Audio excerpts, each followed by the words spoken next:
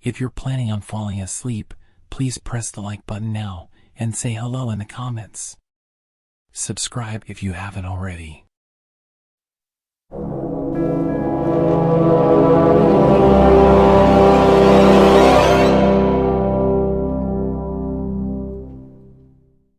About a year ago, I embarked on a long road trip to New Mexico with a friend.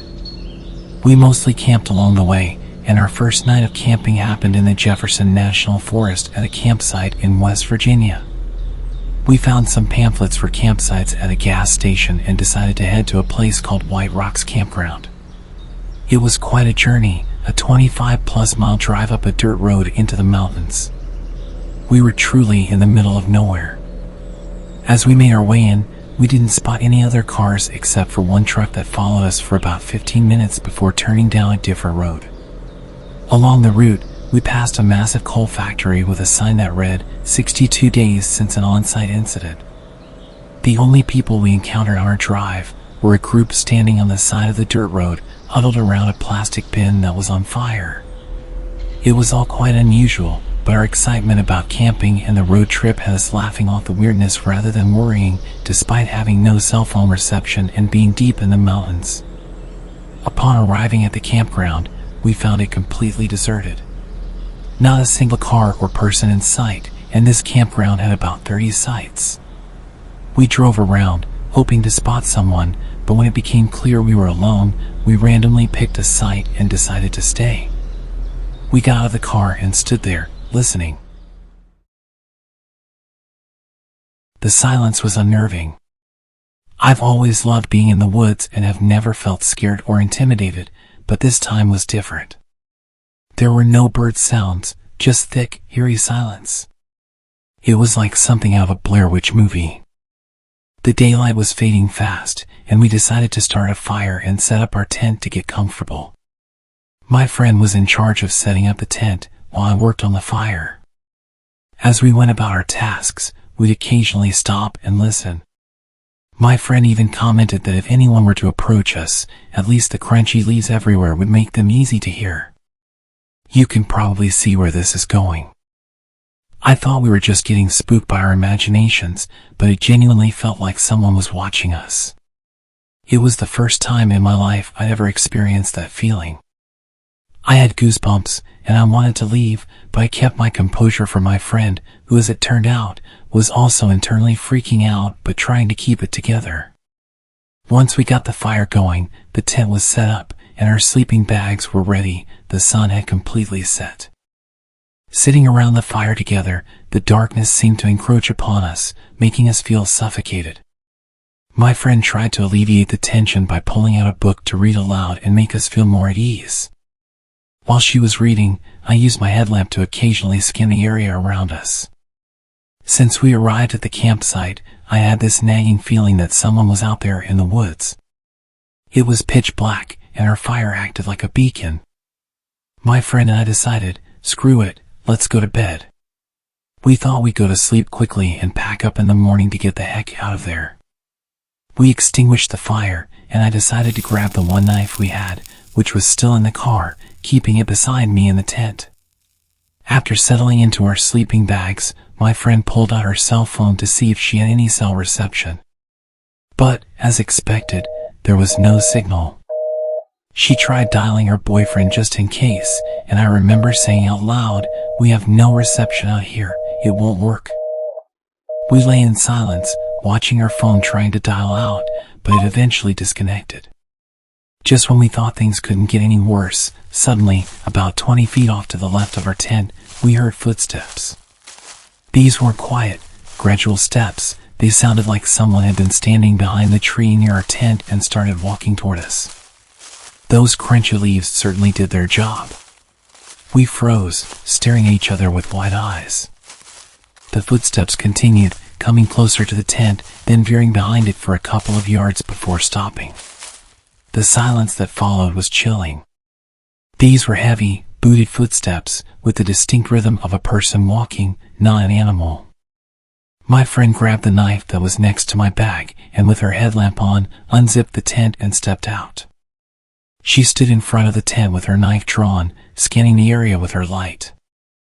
She was nothing short of a warrior. We both listened for more footsteps or voices during what felt like an eternity of silence. I could see the light from my friend's headlamp darting around the trees, but there was nothing there. She leaned back into the tent and whispered, "We're getting the hell out of here." We packed up everything within maybe 10 minutes, moving quickly, and then we bolted from the campsite. Looking back on it, it's amazing how we didn't lose our heads. We stayed calm while packing, even though we were internally screaming with terror. We only had our headlamps on, and the whole time we were packing up, I couldn't shake the feeling that the hill people were watching us and waiting to grab us and pull us into the darkness. We felt entirely helpless. But it didn't seem real, like we were just psyching ourselves out. Still, I couldn't shake the feeling of being watched as we sped away. Then came the confirmation that someone or something had been tracking us. As we pulled out of the campsite, we spotted 2 dirty black trucks pulled off to the side of the road, concealed in the trees but still visible. They had definitely not been there when we arrived earlier. The nearest residential homes were about 15 miles away. We didn't see anyone around the trucks, but we didn't stop to look. We reached a motel and stayed there for the night. We shared our story with the motel owner, who was incredibly kind and comforting. He even gave us some cash for another motel if we needed it. I made a promise to that man that I would give him a stellar review. I'll remember every detail of that night for the rest of my life. The unsettling feeling of being watched, the sudden footsteps so close to our tent, and the ominous black trucks by the road. If you're enjoying the video, please leave a like.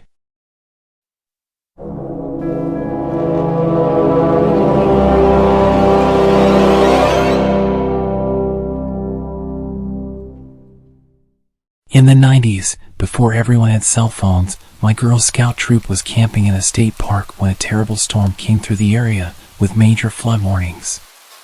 The rangers at the park frantically came through every campsite and evacuated everyone to higher ground. Everyone, that is, except my group and the Boy Scouts in the site next to us.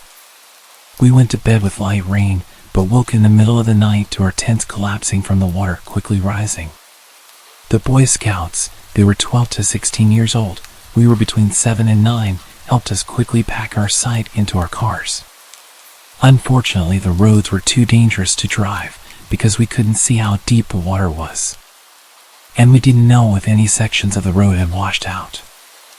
We abandoned all the vehicles and used the map that the scout leaders had to find some place that wouldn't be flooded. A few miles away there were treehouse cabins that were built around a tree and lofted 15 feet in the air. It was decided that we needed to move quickly, and that was our best shot. The older boys and the adults carried the smallest girls when it became clear that the wind was preventing them from staying on their feet. The wind and rain soaked everyone through to the skin. We made it to the cabins, and the adults broke in and raided the emergency supplies there for space blankets. There was no way to build a fire because there was no firewood. It had been especially dry this year, and starting campfires was forbidden due to risk of starting a forest fire. I remember shivering for hours, all of us girls in the middle of a huddle on the floor with the boys on the outside trying their best to keep us warm. One of the boys asked us if we knew any Girl Scout songs. We sang every song we knew, and the leaders taught us a few more that they had learned. At some point we convinced the boys to sing in rounds with us. The storm lasted through the night. Some girls started crying, and I remember one had a panic attack. The sound of the storm battering away at the cabin would send creaks all along throughout the space. The fact that we were essentially in a treehouse made the whole thing even more scary. I was convinced that we were going to be blown over and either fly away or all be crushed when we hit the ground. It was impossible to even see what was happening outside. You could just hear the sound of the water, the rustling of the trees, and the creaking of the cabin. If we didn't die from the cold, we'd definitely die in the rushing water. The storm continued battering the cabin long throughout the night. Eventually, once we were a bit more dry, a bunch of us managed to fall asleep. I'd been lying there for what felt like hours, struggling to doze off due to the loud banging. I'd constantly jump up when I was half asleep, and couldn't quite get there. In the early hours of the morning, I was lying down staring at the ceiling when I started to finally not be able to keep my eyes open anymore. I closed them and felt myself slipping away. A branch flew through one of the windows in the cabin, throwing glass everywhere and waking up everyone.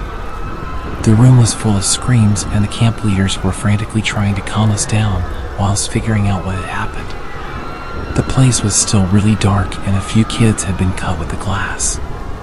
The older boys and the camp leaders helped patch everyone up and dealt with the glass situation.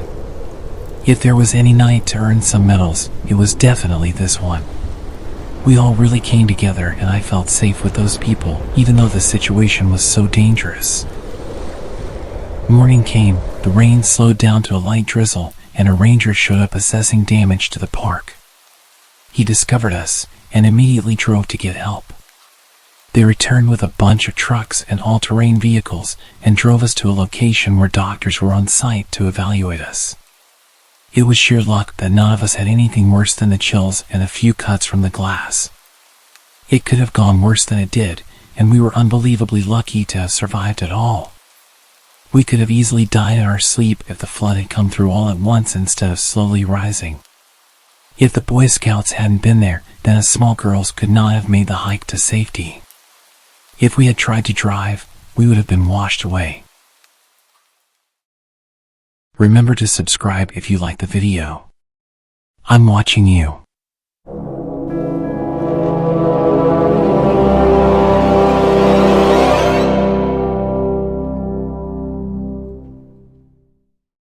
My wife, my dog, and myself were on our second day of an 80 kilometers hike in northern Ontario, Killarney Provincial Park. We set up camp on a point about 750 meters into a lake. One way onto the point and one way off the point. We were hearing wolves since about 9 p.m. We went to bed by about 10, and the howls were getting closer and closer. Then, one howled from right behind us on the trail down to the point. I got out of the tent and started making lots of noise trying to scare it off. This usually works for bears whom we have had lots of encounters with. I didn't see anything there and didn't hear anything either. I went back to bed and laid down, trying to act confident as to not upset my wife. Then when we both heard something outside of the tent, my dog was crazy quiet but shaking. I opened the tent to find a wolf staring at me from about 15 feet away. I grabbed the bear spray and took aim. I didn't use it, but I again started screaming at the wolf and took a few charges towards it. Again, this usually works when faced with a black bear if you have no escape. The wolf didn't really care that I was there yelling at it.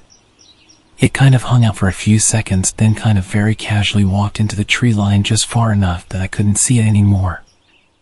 I built a fire between the tent and the bush, sat up all night, and kept my headlamp on all night. Had to listen to 3 or 4 wolves howl to each other the whole time, about every 20 minutes. They were very close. One, I would estimate to be within 50 yards. I was sure they were going to come and grab my dog. At about 6 a.m., a bunch of them started howling all together, way more than during the night, but it sounded like 8 to 10 wolves. We waited until about 8 a.m., then packed up and got the hell out of there. We were 36 kilometers deep. Took us 2 days to hike in, but we hiked out in 6.5 hours. About 1.5 hours into our hike out, the wolves started howling behind us again. They were following us out. On the way back, we saw a bear with 2 cubs. This would usually concern us a bit, but we were just like, get the hell out of my way. My wife lost all her toenails from the hike. And my poor dog got some serious anxiety about being in the tent.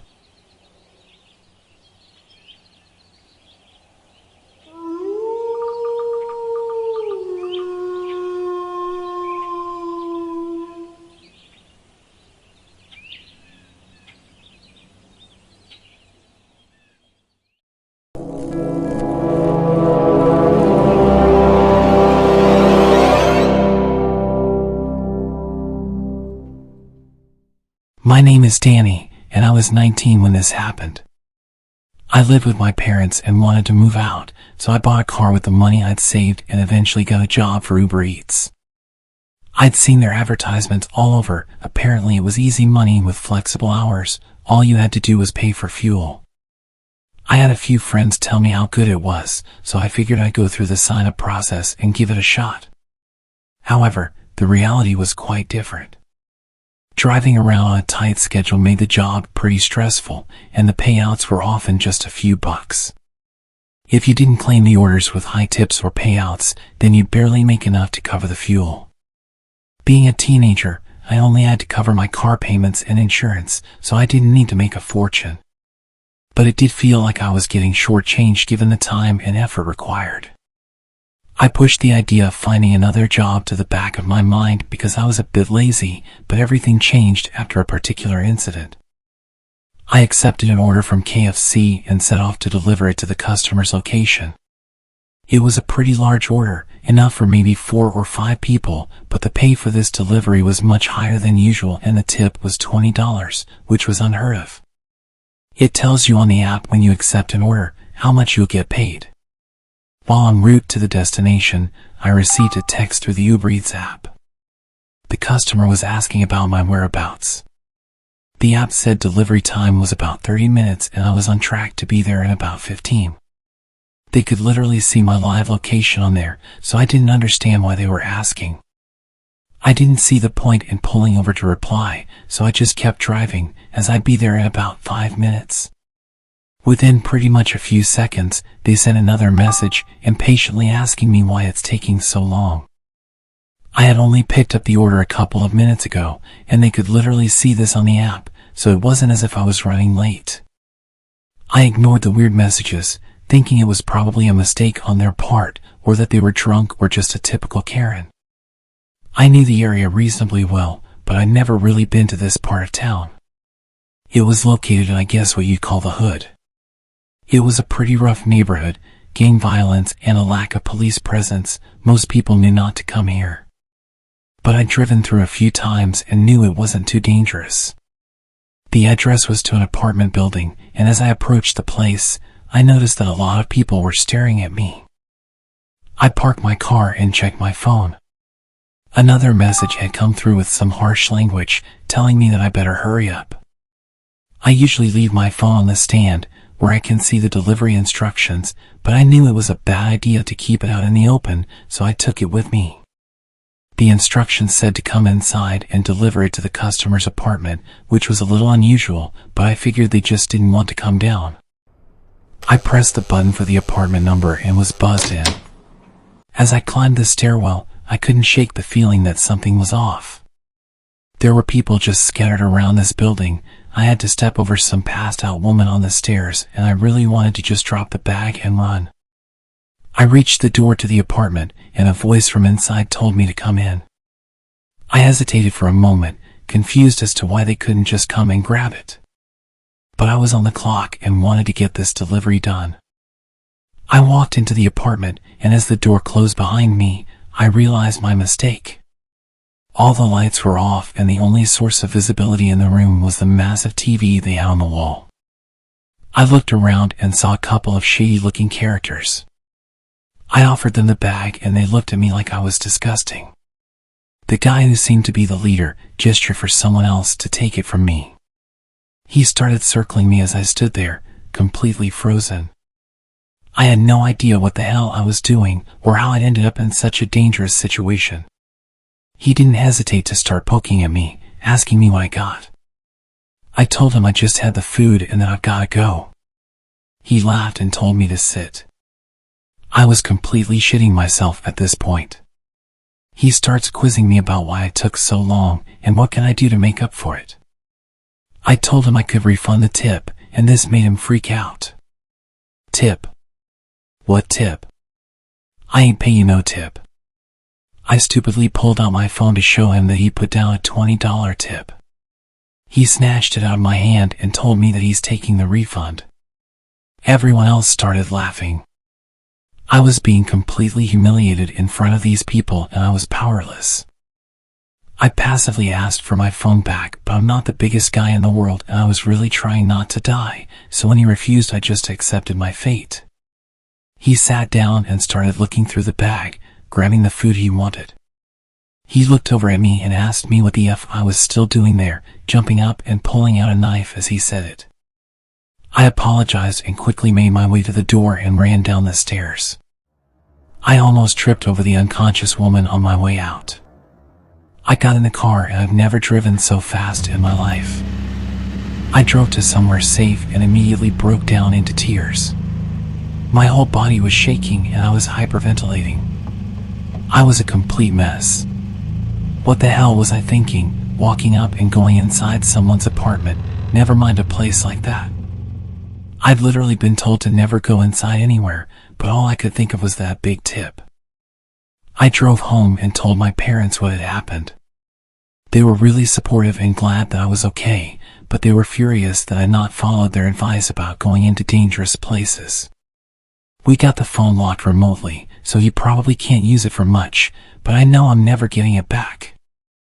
I found out weeks later when I got a new phone that Uber also suspended my account because he said the order wasn't delivered.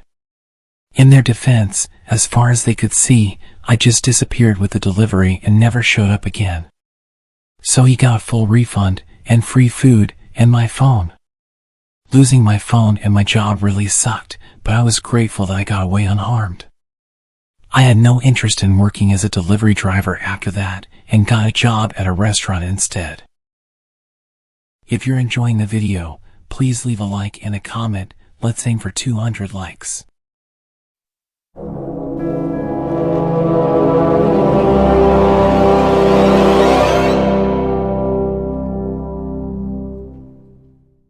Earlier this year, I borrowed my dad's Tesla to go visit my aunt who lived in the countryside.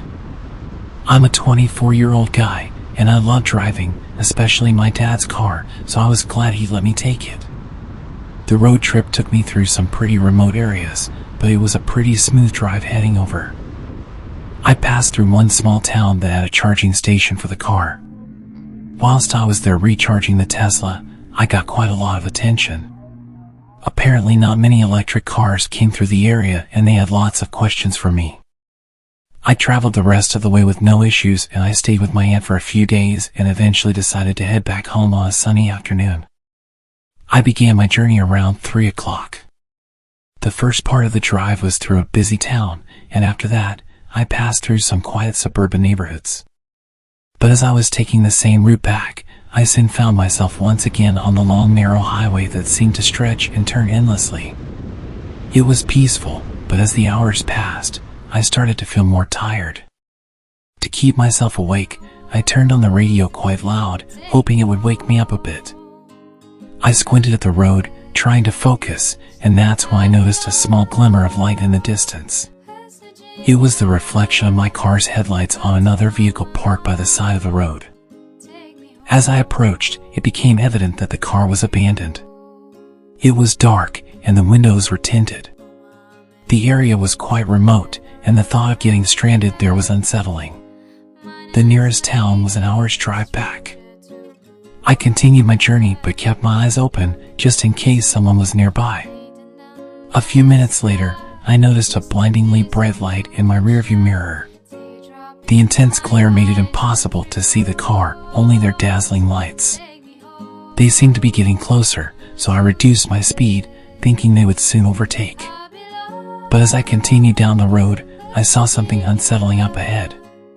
There was another car right in the middle of the road, blocking my path completely. The car had its lights turned off, and I didn't see it until I was almost right upon it. I slammed on the brakes as soon as I realized what was happening. The lights in the rearview mirror kept getting brighter. I could hear the sound of an approaching vehicle behind me. I decided to turn my car around to escape the situation, but when I looked back, there was another car parked diagonally behind me, effectively sealing off any retreat. Suddenly, it all clicked in my mind. I heard the doors of the cars around me opening and closing. Panic coursed through my veins. Without thinking, I veered off the road, plowing into the trees, attempting to bypass the obstructions and get to the other side of the road, past the parked cars. I was so preoccupied with avoiding trees and avoiding getting my car stuck that I didn't even look to see if the people were chasing me. About 10 seconds after driving off the road, a gunshot echoed. I looked back and they were chasing me. The bullet hit somewhere in front of my car. Fear and adrenaline pulsed through me as I continued maneuvering around the twisted dirt road. Another shot rang out, hitting the back of my car. I was driving like a maniac, going full speed through these tight trees, desperately trying to lose them. My Tesla was impressively handling the practically off-road adventure that I pushed it through. Eventually, I could see that I lost them, but I didn't slow down until I hit the highway again. It took about 10 minutes of driving before I regained enough cell phone reception to call the police. The attackers didn't catch up, and as far as I know, they were never apprehended. To this day, I can't help but wonder about how they had such an elaborate setup. Had they spotted me coming in an expensive car and somehow thrown together a plan? Was it the guys I'd been speaking to when charging my car? I told them that I was going to be heading back through in a few days. It really bothers me not knowing, but as you can imagine, I'm not allowed to drive my dad's Tesla anymore. Making these videos takes a lot of time and effort, so your support is appreciated.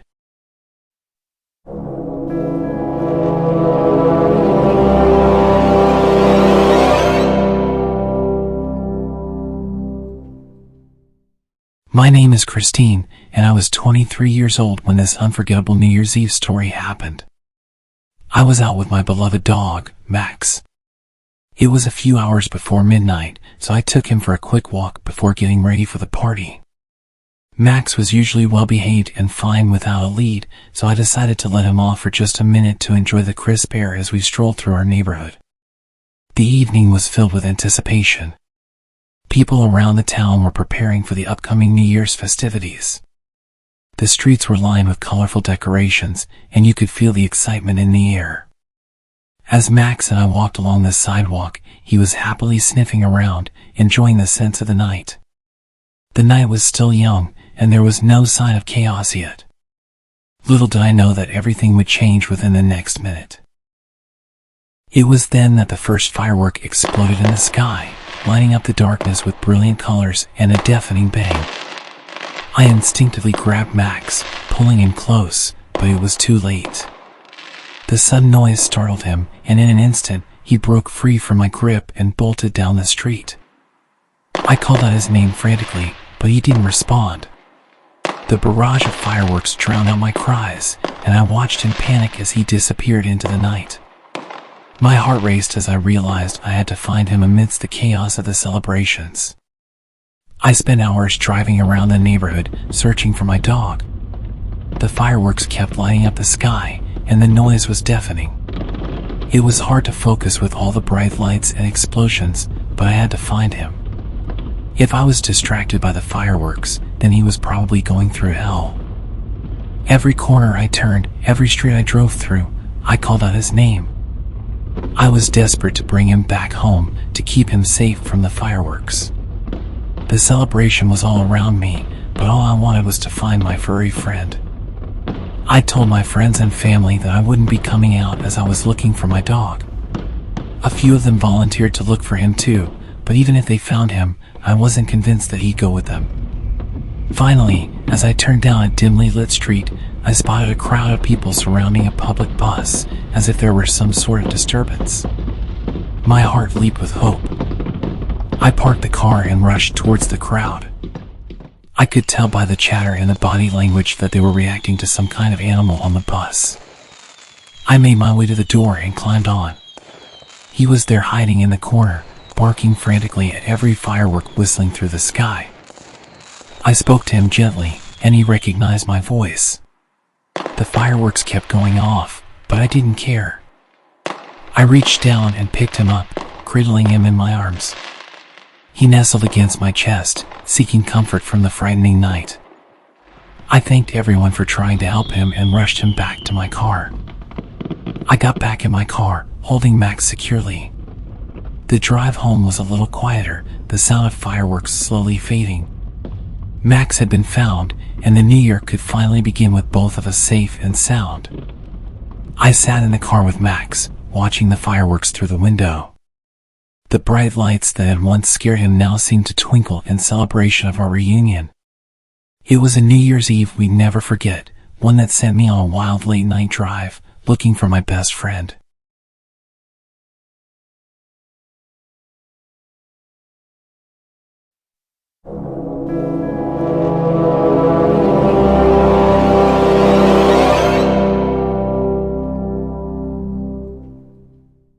It all started on a sunny day in college. I had just finished my last class and was excited to get back to my dorm room. Once I arrived back in my dorm, I quickly got on my computer. I was anxious to see what new websites awaited me. A while back, my brother had sort of joined me up to a dark web mailing list where people would send me interesting sites they found. He was a complete computer genius. From software encoding to Photoshop and video making, he was a wizard with all of it. One day I received a message from an unknown user. It said, "Chat to real people from the past." I thought it could be fun, so I clicked on it. The web page loaded, and there was nothing on the screen besides a chat box and a button to search for a new person to talk to. I clicked on the button to find a new person to chat with, and it took some time, but eventually I connected with somebody. There was no text or anything. Then, all of a sudden, I received a message. It read, "Dear friend, I am writing this internet mail to anyone who cares to read it. I am soon to be a father to twins. I hope this mail reaches you in good condition. We're off to see the new Star Wars, The Empire Strikes Back, at the theater to celebrate." New Star Wars. That movie was over 30 years old at this point. This had to be some kind of lame joke, I thought to myself. There was no way a guy in the 1980s was communicating with me. I decided to play along and thought it was all in good fun. "Yeah, I wouldn't call that movie new. I watched that when I was a kid." He replied saying, "What are you talking about? The opening night is tonight. You must be thinking of a different movie, unless you live abroad and it came out early there." "No. I'm a college kid in America," I replied. I went on to list every Star Wars movie and TV show that exists since then. "I think you have a very strong imagination," the guy replied. He wrote a long message telling me that they only have plans for a certain amount of movies and that he knows his stuff. He reminded me of my dad. He was a major Star Wars fan. I was fully indulged with the time travel role play and told him that I knew a massive spoiler for The Empire Strikes Back. I was respectful enough to ask him if he wanted to hear it, and he confidently replied, challenging me to spoil it for him. "If you've seen the movie, you know which one I'm talking about." He laughed and told me that's impossible, and mentioned that he was heading off to the theater. He stopped replying at this point, so I assumed that the fun little role play was over. It was quite wholesome, and the guy really played the part well, speaking like someone who'd only just figured out what email was and with a polite tone throughout. I went about my day, probably studied a bit less than I should have, and had a small chat with my brother. I told him about the guy from the 80s, and he laughed and told me he'll have to check that website out. He was much more nerdy, and he was really into all that stuff. He was a bit on the antisocial side, so the dark web was his happy place. Hours later, I heard a ding. I'd left the website open without noticing. The 80s guy had actually replied. He was going crazy, asking me how I knew about the big spoiler, and speculating that I must have had early access or worked on the film. We had a further back and forth about how I lived in 2023, and I really played into the part about being in the future, teasing him about the technology we have here. Part of me enjoyed the role play, even though that usually wasn't my thing.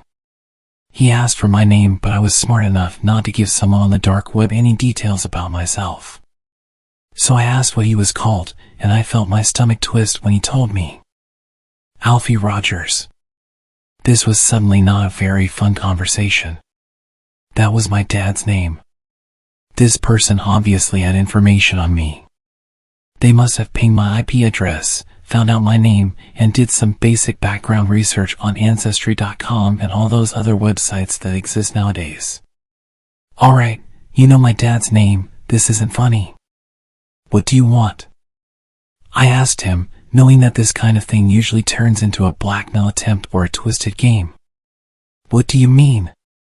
He replied, still deep in the roleplay. There's no way that you just pulled out a random name and it happened to be my dad's name, so you know who I am. What do you want? Even as I called him out, he still didn't budge. He confidently asserted that he was called Alfie Rogers and that he was living in the 1980s. He started to list a bunch of personal details to prove he was a real person. He knew where my dad was born, where his parents came from, my mother's name, her parents, the car he had, everything. It was really disturbing. I'm pretty good with computers, so I know just how much information you can get from historical online records, but this was impressively creepy. Whoever it was, they were really good at this, and they must have planned this for some time. I thought about a question I could ask him, something only my dad could really answer. I found the perfect question. We had an old dog when I was a kid, and unfortunately we had no photos of her. Nobody else would know about this dog. There's absolutely no way it was on any database. So I asked him, who is Poppy? Poppy. That's my dog. How did you know the name of my dog? She's a border collie. She's sat with me right now. That's creepy. How did you do that? I started freaking out. I don't believe in stuff like this, in time travel or having conversations with the past, but whoever this man was had too much information about my family history. It just didn't make sense. He answered every question I threw at him. I think I spent hours quizzing him on his entire life and eventually accepting that whoever or whatever this person was, I felt like I was talking to my dad when he was my age. I'd settle past the discomfort, enjoying every moment of this conversation. Though I did ask one thing from him. If he really did exist in the past, and he really was my dad, then I wanted him to take some pictures of Poppy. He laughed and told me he'd get right on it. He told me he had to get going, and that he loves how clever computers are. I don't think he fully grasped the situation, but he happily played along as if he was talking to his real son. I asked him to tell Poppy I miss her, and even though I highly suspected that this was some strange AI or a wholesome role player, I told him I loved him. Funnily enough, he replied saying that he loved me, and finished with, "Can't wait to meet you." Then we ended the conversation. A few weeks passed. I truly felt the happiest that I'd been in a long time. It had been hard living without a dad. He had a heart attack a year before I left for college. But that conversation really gave me a feeling of closure. I felt like I'd navigated my grief and allowed myself to start healing. I'd occasionally check back on that website but never saw anything from him. I suppose it was a one-off thing. Over the next few months I started to think about that conversation less and really started to live my life again. It was Christmas time and I went back home to visit family. It was the second Christmas without him, and the lack of his presence was still heavily evident, but we enjoyed the holiday and I enjoyed seeing my mom and my brother. On the last night before I returned to college, my mom remembered that she had something for me. She brought me an old VHS. It was Star Wars, Empire Strikes Back. I knew what a VHS was, but they'd been extinct for about 20 years, so I wasn't sure why she was giving it to me. "Open it," she said. I pried open the clunky case and looked inside. Well, shit. There was a whole collection of photos of Poppy, dozens of them. Posing with the whole family, including me and my brother when we were just babies. There were some photos of my dad posing with the dog too. It was surreal, and I was too emotional to think about how these had come to be. There was a note attached. "For my brilliant children, may the force be with you." He was always a bit of a dork. My mom said to me, "I thought we didn't have any photos of Poppy. I don't even remember your dad taking these." A glimpse of happiness and nostalgia was noticeable in her voice. "But your brother found them a few weeks ago." I gave her a big hug and went to find my brother. I told him how great it was that he found them and started to look through them. I told him all about the website and the man from the past who claimed to be my dad, and that we even had a conversation about him taking photos of the dog. He was happy to listen and go through the photos with me, but he was his usual quiet self and didn't have much to say other than a few positive comments on the photos. He hadn't been the same since he passed. But it was nice to see him with a smile for the first time in a while. So that's my story about my time-traveling conversation with my dad. Sometimes it completely freaks me out, and I stay up all night thinking about it. Other times, I just feel comfortable knowing that something beyond my comprehension happened to me. Whether it was an incredibly talented hacker or a crazy AI, I don't know. But I tend to avoid the dark web now. I think I got lucky with this encounter. It was only a matter of time before I met someone who would use that information for the wrong reasons. I have some of my own theories about that story, but I want to hear yours in the comments. If you're enjoying so far, please remember to like the video.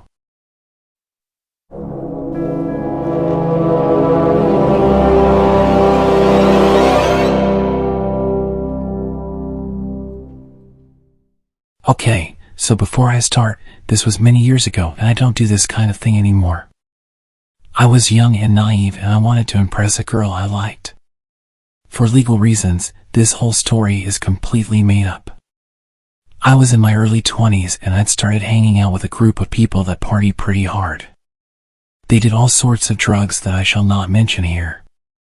I did my best to keep away from that stuff, but I may or may not have joined it a few times. My life was a bit of a mess at the time. I won't make too many excuses about why I was hanging out with these people, but one of the reasons I stuck around for so long was this girl. At the time, she was exactly my type. She had long hair and she was playful and flirty. She was pretty much my dream girl. We got chatting and I asked her to hang out sometime and she actually agreed. I couldn't believe it. A few days before she was supposed to come and chill, she messaged me asking if I had any of that good green stuff. I didn't smoke on my own, only in social situations that made it a necessity.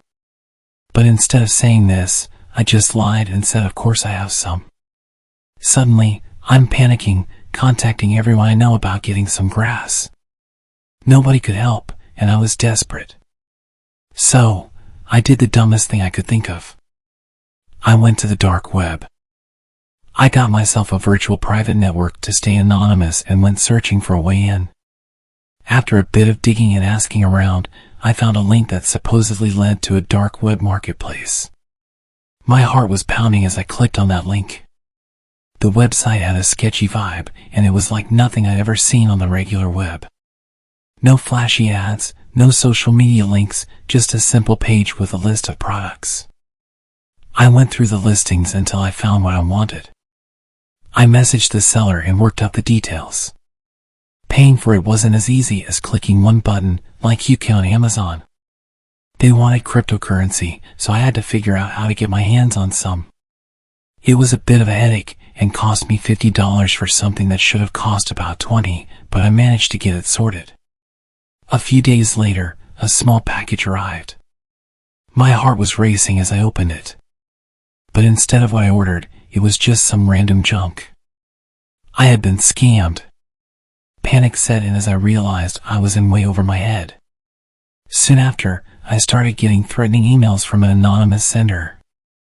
They knew what I'd been up to and were demanding more money, or they'd expose my activities to the authorities. I was trapped in a twisted game of blackmail. Every knock on my door made me jump. I desperately tried to figure a way out of this mess. I was stuck in a dark web nightmare of my own making, and I couldn't see a way to escape it. Call me an idiot, because I really am, but I sent the anonymous blackmailers around $600 in total, about $100 every week. They just keep coming back and blackmailing me, and I kept paying until eventually I just said screw it and stopped sending them anything. I lived in complete fear for months afterwards, thinking that the FBI were going to break down my door and arrest me. Looking back, it was pretty ridiculous, Nobody cares about a guy buying a tiny amount of green stuff on the internet, but my head wasn't quite right. The worst part is that the girl I liked didn't even care. She came over and we had a great night and she didn't even ask about it. So, if there's a moral to the story, other than avoiding the dark web, I'd say don't do drugs just to impress someone. And don't send $600 to people blackmailing you over a misdemeanor.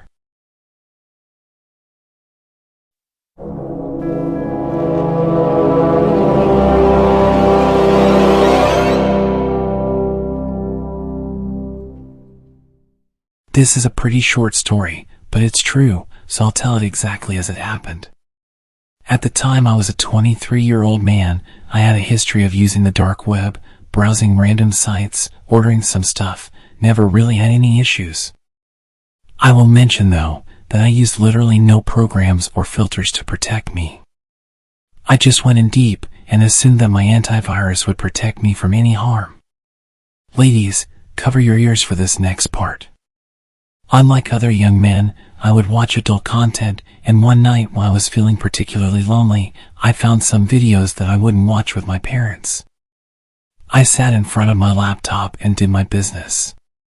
2 nights later, I get an email. Weirdly, it said that it was sent by my own email address. I hadn't seen anything like that before. I click on it straight away and I can't describe the feeling that hit me. There was a video attached, and it was me, in my birthday suit, furiously playing rock, paper, scissors in my lap. You could see everything, including my face at some point in the video when I adjust my seat. So there was no denying who it was. The email listed a bunch of demands: go online and buy some Bitcoin or gift cards and send them to him. Or the video of me sinning would be sent to my family. The blackmailer had the decency to list the names of my family members, just in case I thought he was bluffing. He gave me a time limit of 48 hours, and pointed out that he could see that I'd opened the email because he was in my computer, and threatened that if I contact the authorities or start searching about how to deal with this situation, that he would release it all. Call me crazy, but I thought about it for a few hours and decided my dignity was too expensive. I wasn't going to pay someone to hide the fact that I do something that almost every other adult in the world does. I called his bluff and got my friend over to help me clear any viruses from my laptop. He thinks he found how they access my webcam, but we couldn't be sure, so I always have it turned off on the settings, as well as putting a sticker over it. I messaged everyone on the list that he sent me, telling them that they might receive a video of me, and explained the situation. They all just laughed and told me I was gross. The blackmail guy never did send the video as far as I know. But I learned my lesson about taking online privacy a bit more seriously.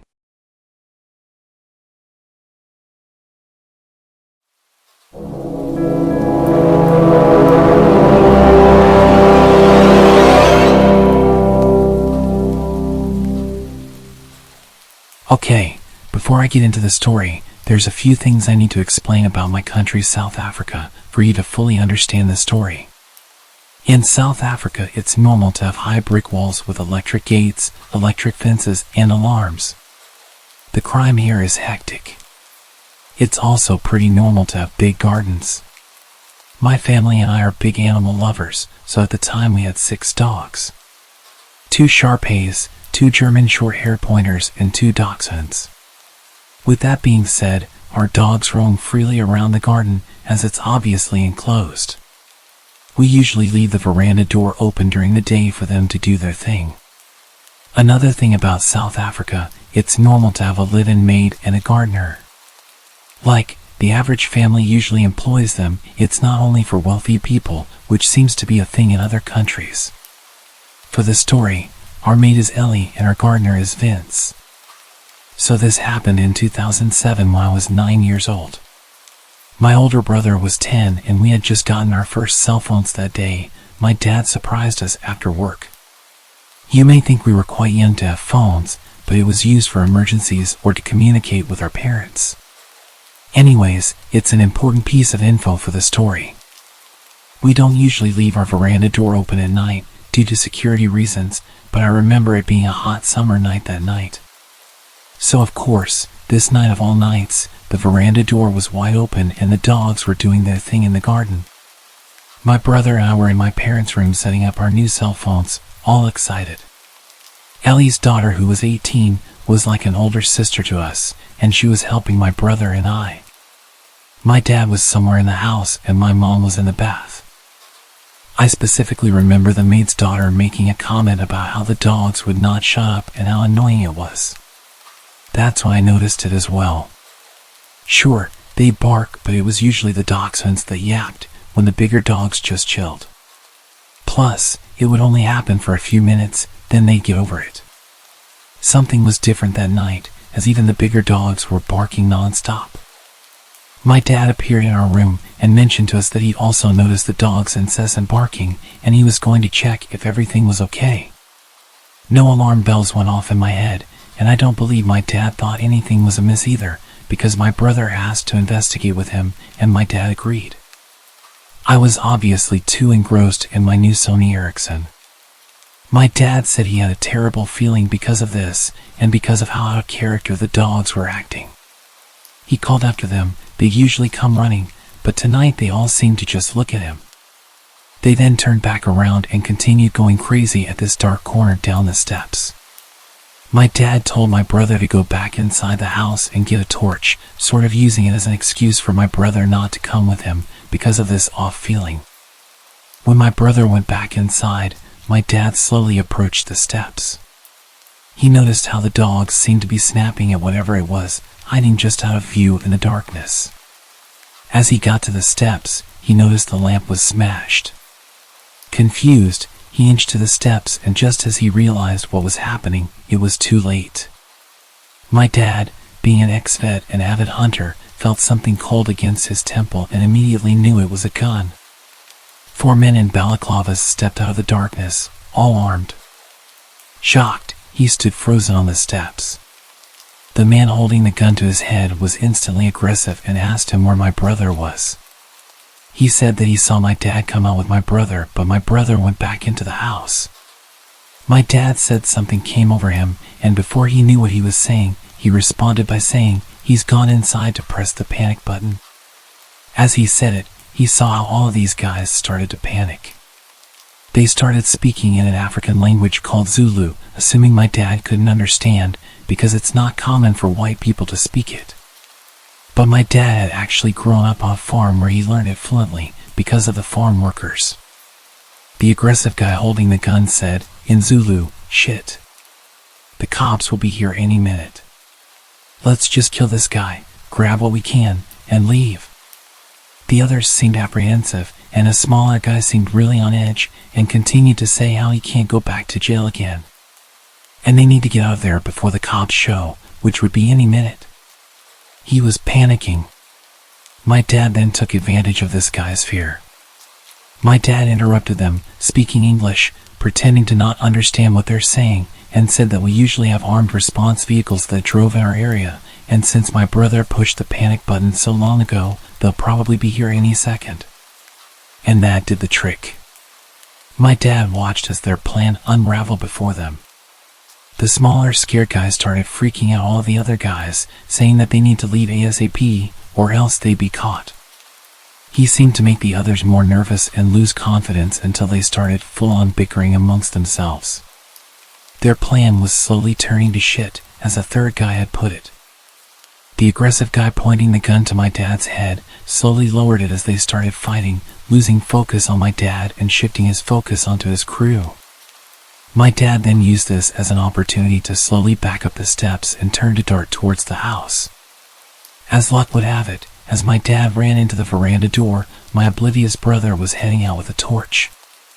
My dad scooped him up under his arm and sprinted into the house, not even closing the door behind him. Silly, but I think he just wanted to get my brother inside as quick as possible without even thinking.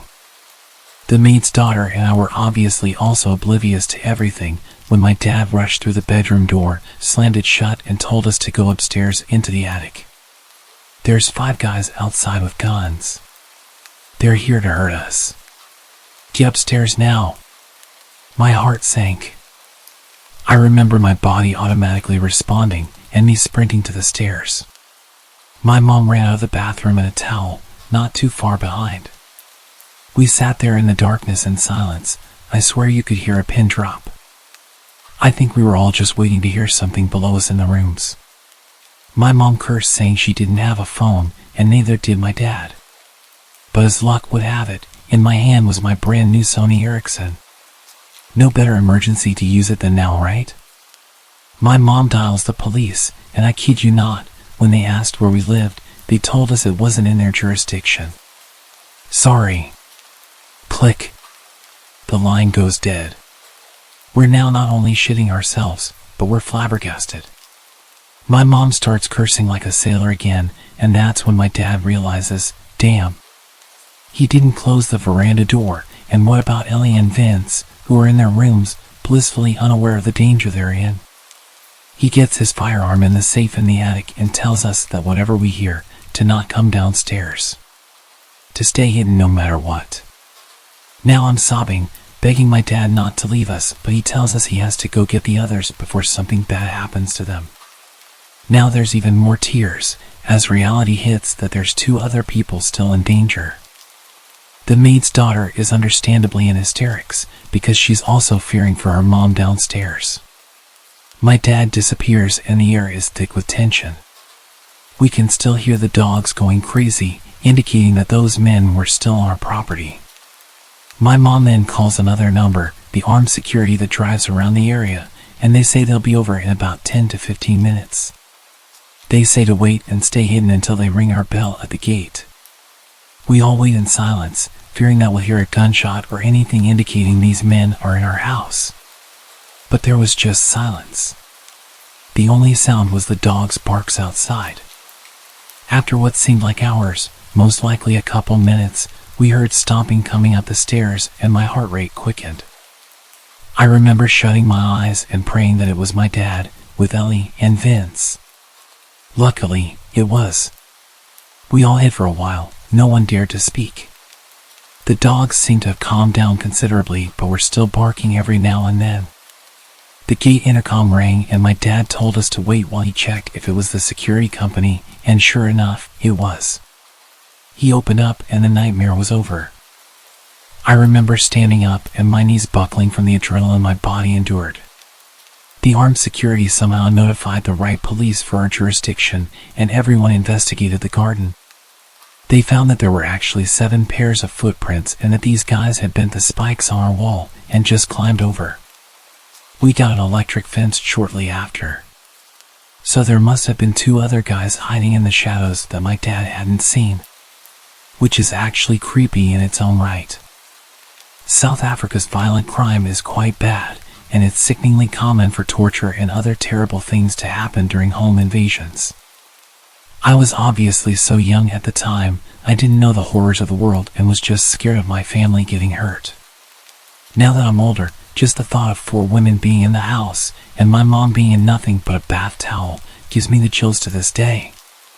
The cops said the fact that there were so many guys, instead of like 1 to 3, indicates that these guys possibly had sinister intentions. Thank goodness nothing happened to my family, and I'm forever thankful for my dad's quick thinking regarding the panic button. Also, I'm so glad my dad understands Zulu and could manipulate the situation to benefit us. Lastly, my family will forever be in debt to our good boys and girls that warned us that night. A terrifying and life-changing outcome would have 100% happened had it not been for our incredible dogs. From that day onwards, my dad always gave them leftover rice or meat with their dinner. I'm sure there was a special place in heaven reserved for you angels. If you're enjoying the video, please leave a like.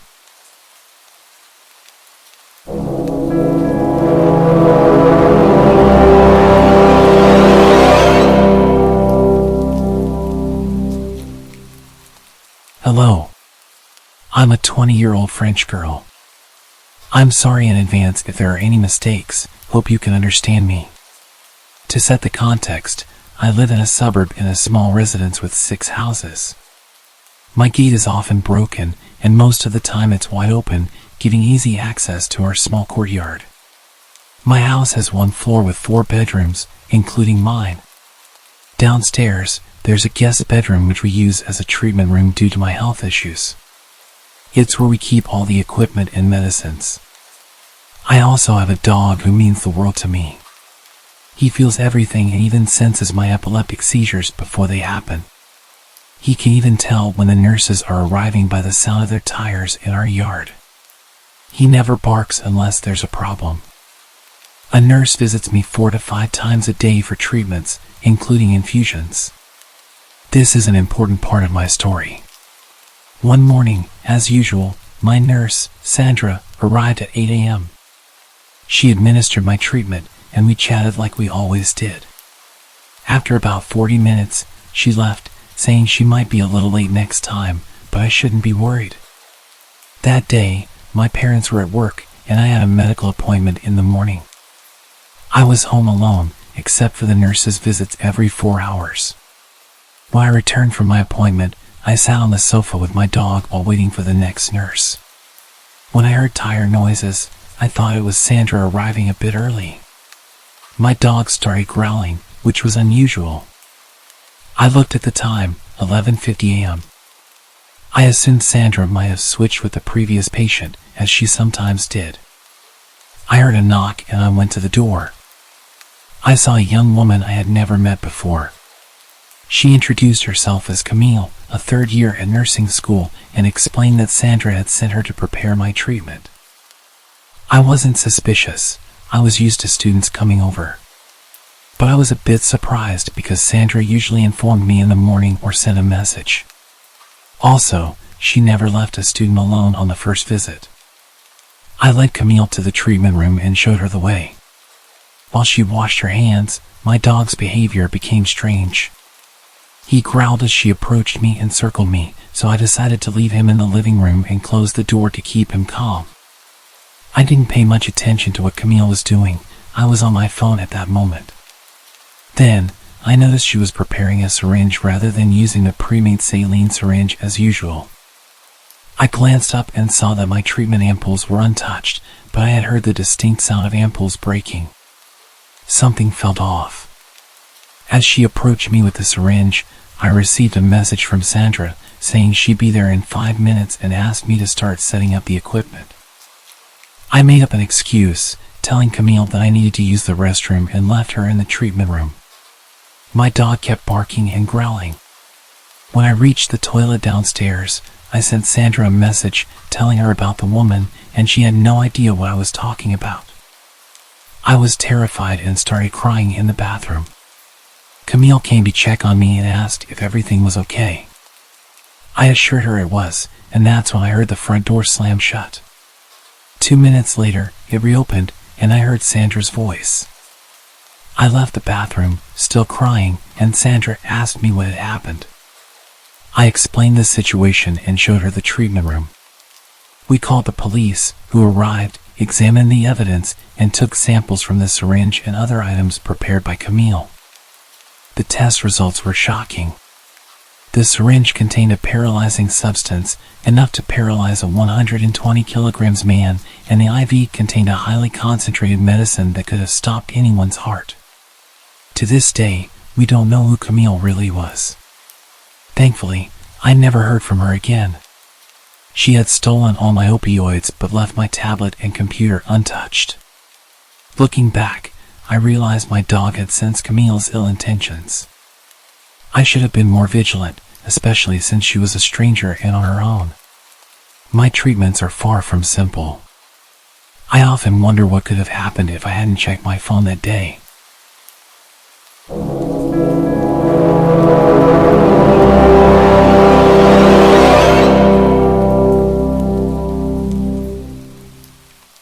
I had blocked this story from my memory until my girlfriend reminded me of it a couple days ago. I started dating my girlfriend at the end of my senior year, and I used multiple dating apps before we started dating. I had my Snapchat listed in many of my dating app profiles. This is important. Nothing led to anything with the apps. I talked to people for a bit and eventually the conversation would die out. When I began dating my girlfriend, I had deleted the apps but never deleted my account, meaning people could still see my profile and my Snapchat account. I realized this after a few people would add me, but it didn't bother me much because I'd tell them I had a girlfriend. As you would imagine, the conversation would end at that point. But there was this one guy that added me, let's call him Adam. And he asked me if I was available. Being straight, I was used to guys adding me, so I gave him the usual response. Sorry, I'm straight and I have a girlfriend. I expected him to leave me alone, but it didn't stop him. At first the messages were normal. How was your day? What did you do today? Simple stuff like that. Being the nice guy I am, I responded because I thought this guy just wanted to be friends, and having a gay friend is okay with me. Then the messages progressively got more creepy. He started asking questions about my girlfriend, and not the basic questions. As the days passed, I started to notice that Tyler's vocabulary was very similar to Adam's. I wasn't sure about it, so I didn't make any assumptions that it was him. I shared Tyler's Snapchat with my girlfriend, who added him to investigate. As soon as she added Tyler's snap, Tyler flipped out on her, confirming that it was indeed Adam. Realizing this, I blocked him again. After that, everything went quiet from Adam for about a month. I live in the suburbs of Chicago, and both my girlfriend and I live down the street from each other. We often see each other, and our families are good friends. Anyway, a month went by until I received a letter with no address or name on it, just my name on the front. I opened it, and to my shock and horror, it was basically a love letter from Adam. The letter expressed his love for me and his desire for me to run off with him. The letter took a very sexual turn halfway through, with explicit descriptions of what he wanted to do to me. At that moment, I had two horrifying realizations. One was that he knew my address, and two, he had dropped off the letter himself, meaning he was in my town. I immediately called my girlfriend, who was equally shocked. After consulting with my parents, we called the cops. Unfortunately, since I had blocked and removed Adam's social media information and the letter had no return address, there was nothing we could do about it. Day after day, letters kept appearing in my mailbox until they also started showing up at my girlfriend's place. Her letters were far worse than mine. Adam wrote about how much he hated her and how he wanted to hurt her. He described in detail the ways he would inflict pain on her until she broke up with me. Like me, she reported this to the police, but they could do nothing about it. My girlfriend's family had plans to go to Hawaii for vacation, and I was house-sitting for them. The first couple of days went fine until one of the last nights of the week. As usual, I was at their house, watching TV on the couch, when the power went out. It was around 1 a.m., and it was pitch black. The next few seconds were silent, and then I heard a window smash from the office. To help you understand the layout of the house, when you entered the front door, the living room was on your left, straight ahead were both the kitchen and stairs, and to the right were the office and dining room. Upstairs, as soon as you reached the top of the stairs, there was a bathroom straight ahead. My girlfriend's room was on the right, and the other bedrooms were on the left. I immediately grabbed a kitchen knife and ran upstairs to hide while I called the cops. I quickly got into my girlfriend's room and slipped into the closet. As soon as I was able to contact the operator, I heard the intruder pounding up the steps. Thankfully, I had relayed all the information to the operator in time, and she stayed on the phone as we both remained quiet. The intruder took a left when he reached the top of the stairs, which gave more time for the cops to arrive and for me to get ready, just in case I needed to defend myself. A few minutes passed until I heard the intruder start walking toward my girlfriend's room. In the precious seconds I had, I slipped out of the closet and positioned myself next to the door. As soon as he opened the door and started to enter the room, I took the kitchen knife and drove it into his shoulder. A young man screamed in pain as I heard a heavy metallic object make a large thud as it hit the ground. From there, I bolted out of the house, where I was met by 4 squad cars and cops with their guns raised. I raised my hands, shouting that he was upstairs in the right room. A few minutes passed, and the intruder was dragged out, still screaming in pain. With the siren lights flooding the street, I got a glimpse of his face. It was Adam. Later, an officer informed me that the metallic thud was caused by him dropping his handgun. Adam was from Texas and had traveled up to my state to be with me. He had rented a room at a local motel and would put letters in both my girlfriend's and my mailbox daily. He was doing this in the early hours of the morning. This was confirmed by the security footage from the motel he was staying at. On the night of the break-in, Adam had plans to kill my girlfriend and her family so that I would choose to be with him. He managed to pry open the power box, switched off the power to her house along with neighboring houses, and broke in with the intention of her being there. Well, unfortunately for him, she was enjoying a tropical vacation. To be honest, I have no idea how the outcome would have been different if they hadn't gone on vacation, and I am grateful that I still have my girlfriend as well as her family alive. So, to any stalkers out there, please stay away from my girlfriend.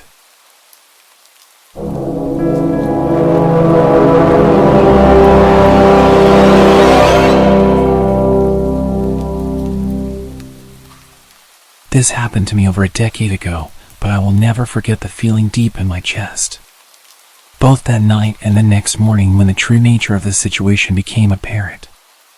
It was late December in a small Texas town. We just received 5 inches of snow earlier in the morning. I can't remember what time it was. All I remember is it was dark outside, and I was playing in my room. It's important to note that my room was made up of 2 parts, a mudroom with a door leading out front, then my actual bedroom. The door was an older style wood door with all the old hardware, and had a window on the top half. It had a window shade, but that wouldn't stop anyone from looking in if they wanted. My room was the frontmost, with my parents' room being in the back of the house. I was in my mudroom playing with my Hot Wheels when I felt something weird. Like someone was watching me. I was facing the door at this point and looked right up at the window. I was trying to focus on the little openings left by the window shade, staring for any reason to feel unsafe and run. After a while, I was sure that there was nothing, so I went back to playing. A few minutes later, I got the feeling again. This time I didn't look at the door, but instead moved so that my back was now to the door, hoping that it was all in my head. Just then, the most terrifying thing happened. There was a noise at the door, like the doorknob had been touched. I was still turned around. I was completely frozen at the metal sound of the doorknob. It was moving. I didn't know how or why, but it was moving, slowly turning, testing the lock. I wanted to move, but I was frozen. It was like someone glued every joint in my body. My chest felt like a car was parked on it. My parents had been in the shower, all the way at the back of the house, leaving me at the front all alone. The only room lit up was mine. Suddenly, the knob was not being gently moved, someone was turning it with force. This door was one that had to be locked from the inside, so the knob could turn and open freely. Luckily, there were 2 deadbolts. Whoever was on the other side just figured out the knob was free to open. As soon as I heard it turn all the way, I sprung up to the wall about 5 feet from the door, my back to the wall. The door fell silent. I found myself glued to the wall, unable to move. Then, the knob turned slowly. I remember watching, waiting for it to turn all the way. When it did, whoever was on the other side started trying to budge the door and pry. At first, it was easy going, but then they started pounding into the door with their foot. They got only 2 kicks in when I unfroze and screamed for my life. I sprinted to the back of the house to get my parents. They asked what was wrong, and I said someone tried to break in. They ran over and checked, not bothering to look outside, which I pleaded them to. They just said my imagination was running wild and it was an animal or the old age of the house. They took one final look in my mudroom, not bothering to investigate any further. I was told to go to bed. It took me hours. I don't even remember falling asleep. All I remember is staring at the door from my bed, never taking my eyes off the doorknob. Suddenly, I was woken up by my parents, who were obviously distressed and seemed to be scared. My mom grabbed me by both shoulders and got right in front of me. She asked very sternly why I thought someone tried to break in. When I told them this time, they seemed to listen. I was worried how serious they were as they asked me about everything. When I was done, they said they had to show me something. They took me to the front door and out to the front yard, pointing to my door near the driveway. You could clearly see the boot prints in the snow, walking along the street through our yard and straight to my window, then my mudroom door, where I had been playing the night before. The police showed up and took a report, but nothing ever came of it. I was never able to sleep well in that house. I can never forget what it felt like as a child to go through this and not have my parents believe me. I'm just glad I was not home alone and very thankful for that strong door. If you're a fan of the video, please subscribe. I always love reading your opinions in the comments.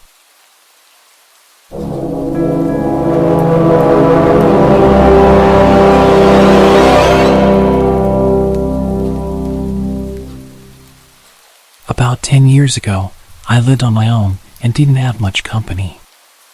I was quite depressed at the time after losing my girlfriend to a drunk driver. I was enjoying a beer and watching the sunset on the back porch when I saw a massive scruffy man emerging from the tree line. My heart skipped a beat as he stumbled towards my house in a menacing way. Living alone, I often use my backyard for target practice. And at that moment, I was immensely grateful for it. Instinctively, I rushed to bolt all the doors while frantically dialing the police. What I didn't know was that this intruder had broken in the day before through a basement window and had spent the night squatting there. He had left the basement door unlocked, and at this point, he'd made his way inside the house and was making his way up the stairs towards me.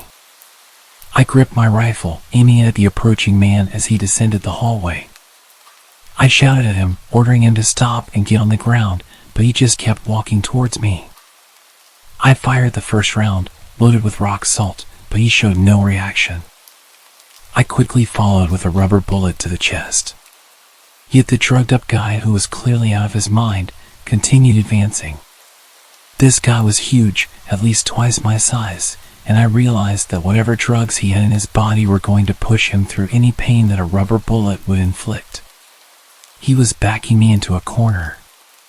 I desperately begged him to stop and warned him what would happen, but he just moaned at me like a zombie and shouted, "Shoot! Do it!" Then he lunged towards me. I took my third shot. It left a gaping hole in his chest. It barely even slowed him down. He kept coming, and in a frenzied struggle, he wrestled me to the ground. He was moaning and coughing up blood. Suddenly, he grabbed my face with both of his massive hands and started squeezing my head.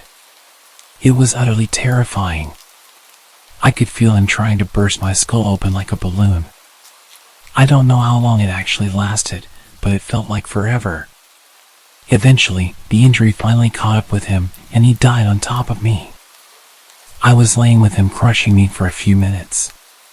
My energy was completely drained, and I could barely breathe with his weight on top of me. His body was pushing my rifle into my chest, and it was causing me serious pain when I tilted his body to the side. I was completely drenched in his blood, and I can still remember the overwhelming smell. I'd completely forgotten that I was still on the phone with the operator, who had heard our entire exchange, which more or less amounted to me pleading, "Stop, or I'll shoot," and the man menacingly taunting. The police arrived soon after, and the incident made it to the local papers. There was a criminal investigation, but eventually, I was cleared of any wrongdoing. It turned out that the intruder was wanted for murder of an elderly couple in Baltimore and had somehow made his way 50 miles up the road into a rural area.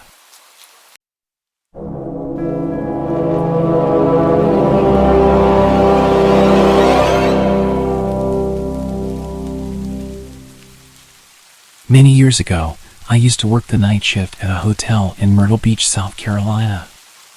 During the season, it wasn't too bad, mostly families and tourists. We had on-site security back then. However, in the off-season, the winter months were different. The cheap weekly rates we offer attracted a lot of creepy people. The idea was supposed to be to make money in the off-season by renting to snowbirds, older retired people who came to the beach for about a month through the winter. It did not always work out that way.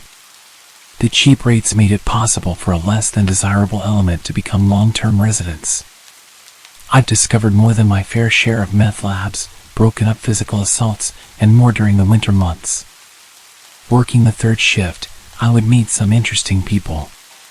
The cold weather would mean some homeless people would come in to get warm and grab some free coffee. I wasn't supposed to let them, but it's not in me to be cruel. I would let them grab a coffee and get warm for a minute, as long as they didn't cause trouble. As you can see, night shift in the winter made for some crazy and sometimes creepy stories. I have a lot, but this one is one that stands out because it didn't end well for me. I had a great night up to this point. I had gone to an indie wrestling show with my best friend before work. In fact, I had agreed to come in an hour early the next night for the young lady that worked the second shift in exchange for her working an hour late for me. Ironically enough, I met Terry Funk that night, a wrestling legend known for his hardcore matches. Little did I know I was about to experience this kind of violence for real. I was supposed to be there at midnight due to her working over an hour for me. I normally came in at 11 p.m. I counted the register, and she briefed me on her shift as to what had happened, as per usual. As she was leaving, my friend Andrew arrived. He worked second shift maintenance at this hotel, and the other two hotels our company owned. He would regularly stop by after work, go grab us some food, and we would play World of Warcraft on our laptops after eating for a while since business was slow. He was just getting my money for the food, getting ready to leave. I was excited, telling him about how much fun I had at the wrestling show and showing him my Terry Funk t-shirt that I was so proud of. I was just walking into the back office to put the shirt up when I heard the doorbell indicating a customer had entered. It's true what they say, ask not for whom the bell tolls, it tolls for thee. I had turned around when I heard someone say something loudly, but I still couldn't make out what they had said. I had just reached the doorway when I saw Andrew fall down in front of me. The next thing I know, a guy walks around the corner and punches me in the head with a short steel pipe in his hand. It staggered me, and I fell to the ground. Before I could react, he hits me in the head with the pipe. I suddenly heard another guy that I hadn't even noticed. He was panicking because he thought that one of us had ran to get a cop. They left out the door. I was finally able to get to my feet. I tried to call the police from the phone in the back office, but it was having issues. I slammed it in frustration. I was hurting and scared, really freaking out. I realized that they could come back, so I ran and locked the door. I didn't know where Andrew had gone, and that worried me. I called 911 and started to notice the blood pouring down my head. I told the operator I had been attacked and needed an officer and an ambulance. I then called Travis, the manager of the hotel, to tell him what had happened. He thought I was messing with him at first because when we got bored, we would usually prank each other. I finally convinced him I was not joking. So he told me he was heading over straight away. The cops and the ambulance pulled up, and I opened the door. It was at this time I found out that after they sucker punched him and knocked him down, Andrew was able to amazingly jump over the desk and escape. He ran out just as a cop was driving by, which he ran to flag down for help. I ended up in the hospital emergency room where I had to have 10 staples in my scalp, and they gave me morphine for pain. I had no way to get home after being treated, but the doctor and nurses took pity on me and paid for a cab. My plan was to go back to work because this was December and Christmas was coming. I had 3 kids and needed all the hours I could get. When I got back to the hotel, the IT guy Ted was there with his wife Barbara, who also worked at the front desk. She was shocked to see me. She thought I would still be in the hospital. I thought I had only been hit in the head once after being punched. But the video which Ted was pulling for the police showed a different story. After I went to the ground, the guy had hit me not just 1 time, but 10 times in total. I kept trying to grab the pipe and get up, for some reason. I do not remember that. I guess I was knocked pretty hard. He kept punching me and hitting me with the pipe until his friend told him that Andrew got away and then got the cops. The two of them then ran out. I was given a room at the other hotel, and Ted and Barbara gave me a lift there as I was in no condition to drive due to the morphine. They also gave me a paid week off to heal. They switched me over to the other hotel on the night shift for a month, just in case they were after me in particular. We never found out why they chose to attack me. The police thought it might be a failed strong-arm robbery due to Andrew getting away and me not just going down. Not knowing why they attacked me really shook me up. Even though I was at our other hotel when I came back to work the night shift, I was still nervous. I tensed up every time the door chimed. I couldn't afford to quit. As I said, I had 3 kids I was supporting. They never caught the guys as far as I know. A detective stopped by about 2 months later when I was working the second shift. He showed me several mugshots and asked me if any of them looked familiar. I never got a great look at them as it all happened so fast. I had seen the video, which wasn't the best quality. Even so, 2 of them looked very familiar. I pointed them out, and he asked me how sure I was. I told him honestly, like 85%. He then yelled and asked me if I wanted someone to go to jail for attempted murder on 85%. I was stunned into silence. I was the victim. I was attacked for no reason, and he is yelling at me like it's my fault. I was too busy being attacked to get a good look at them. I no longer work at a hotel on the night shift, and I'm glad, because it's just too dangerous in this area. Night shifts at hotels can be risky, and after my terrifying experience, I decided it was time for a change. For a while, the memories of that night haunted me. The feeling of being so vulnerable, the pain from the attack, and the lingering questions about the attacker's motives all weighed heavily on my mind. But over time, I began to heal, both physically and emotionally. I found a new job with better working hours and conditions, which provided me with the opportunity to spend more time with my kids. The sense of safety and security that had been shattered during that fateful night gradually returned. Life moved on, and I left the hotel industry behind. I learned that sometimes it's necessary to prioritize your well-being over financial concerns. My new job allowed me to support my family while maintaining a more stable work-life balance. I never did find out what motivated the attackers that night. They remained at large, leaving behind a trail of questions and unresolved mysteries. However, I chose not to dwell on the past, but to look forward to a brighter future. Though the scars on my scalp served as a physical reminder of that harrowing night, they also symbolized my resilience and ability to overcome adversity. It was a chapter of my life that had come to an end, and I was determined to write a new, safer, and happier story for myself and my family. Please remember to like the video if you're enjoying the stories, leave a comment about your thoughts, and subscribe if you haven't already.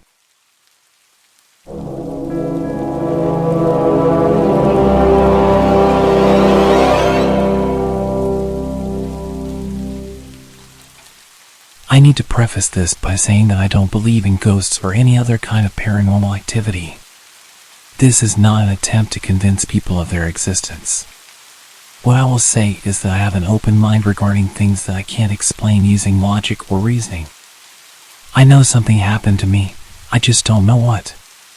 And nothing I've heard so far has come anywhere near a satisfactory explanation. But then, that's what had me creeped out about it. If I could just chalk it up to seeing a ghost or witnessing a glitch in the matrix, as I've heard people call it, or any of that, at least I could draw a line under it and move on. But I can't.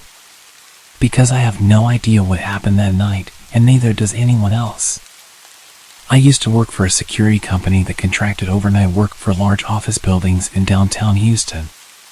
Some of the buildings were real nice places, and their security offices had all kinds of amenities that others just didn't have. The only problem was they made for some of the most boring overnight shifts you could possibly imagine. Tough guards can be exhausting and dangerous, but boredom is a different kind of poison altogether. So you understand when I say, Out of all the places that I could have expected my scariest night working security, these places didn't get anywhere near the top 10. One of the buildings we worked in had a bunch of different offices on each floor with a layout, each one being shaped like a letter U. Each of the floors was owned by a different company for the most part. Anyway, so most had a different design but the same layout, and part of that layout were those polished metal plates that sat on the corner of each corridor. They were positioned at the 90-degree angles in the U shape. At first, I figured it was just an odd design choice. Then I figured out that they were like mirrors. If someone was walking down the connecting corridor and you couldn't see them, you'd be able to see a little movement in the polished metal so you wouldn't run into anyone or get a fright. Kind of clever, right? Well, listen to this. One night, I'm working the overnight shift with 2 other coworkers. When it comes my turn to perform a physical sweep of the building, we had most of the building mapped out with cameras, but no security guard worth his salt relies on electronics. So every half hour, one of the guards would take a quick walk around each of the floors just to make sure everything was A-okay. Most of the guys would just take elevators up and down, but it was around this time that I decided to take the stairs a few times a night to get some exercise. I was a few pounds heavier than I wanted to be, and walking up even 5 or 6 flights of stairs sucked. So I took as many flights as I could, then took the elevator the rest of the way. It also helped kill time on those hellish shifts. Anyway, this one time, I managed to hustle all the way up to the 9th floor, which was totally a new record for me. But I was completely out of gas.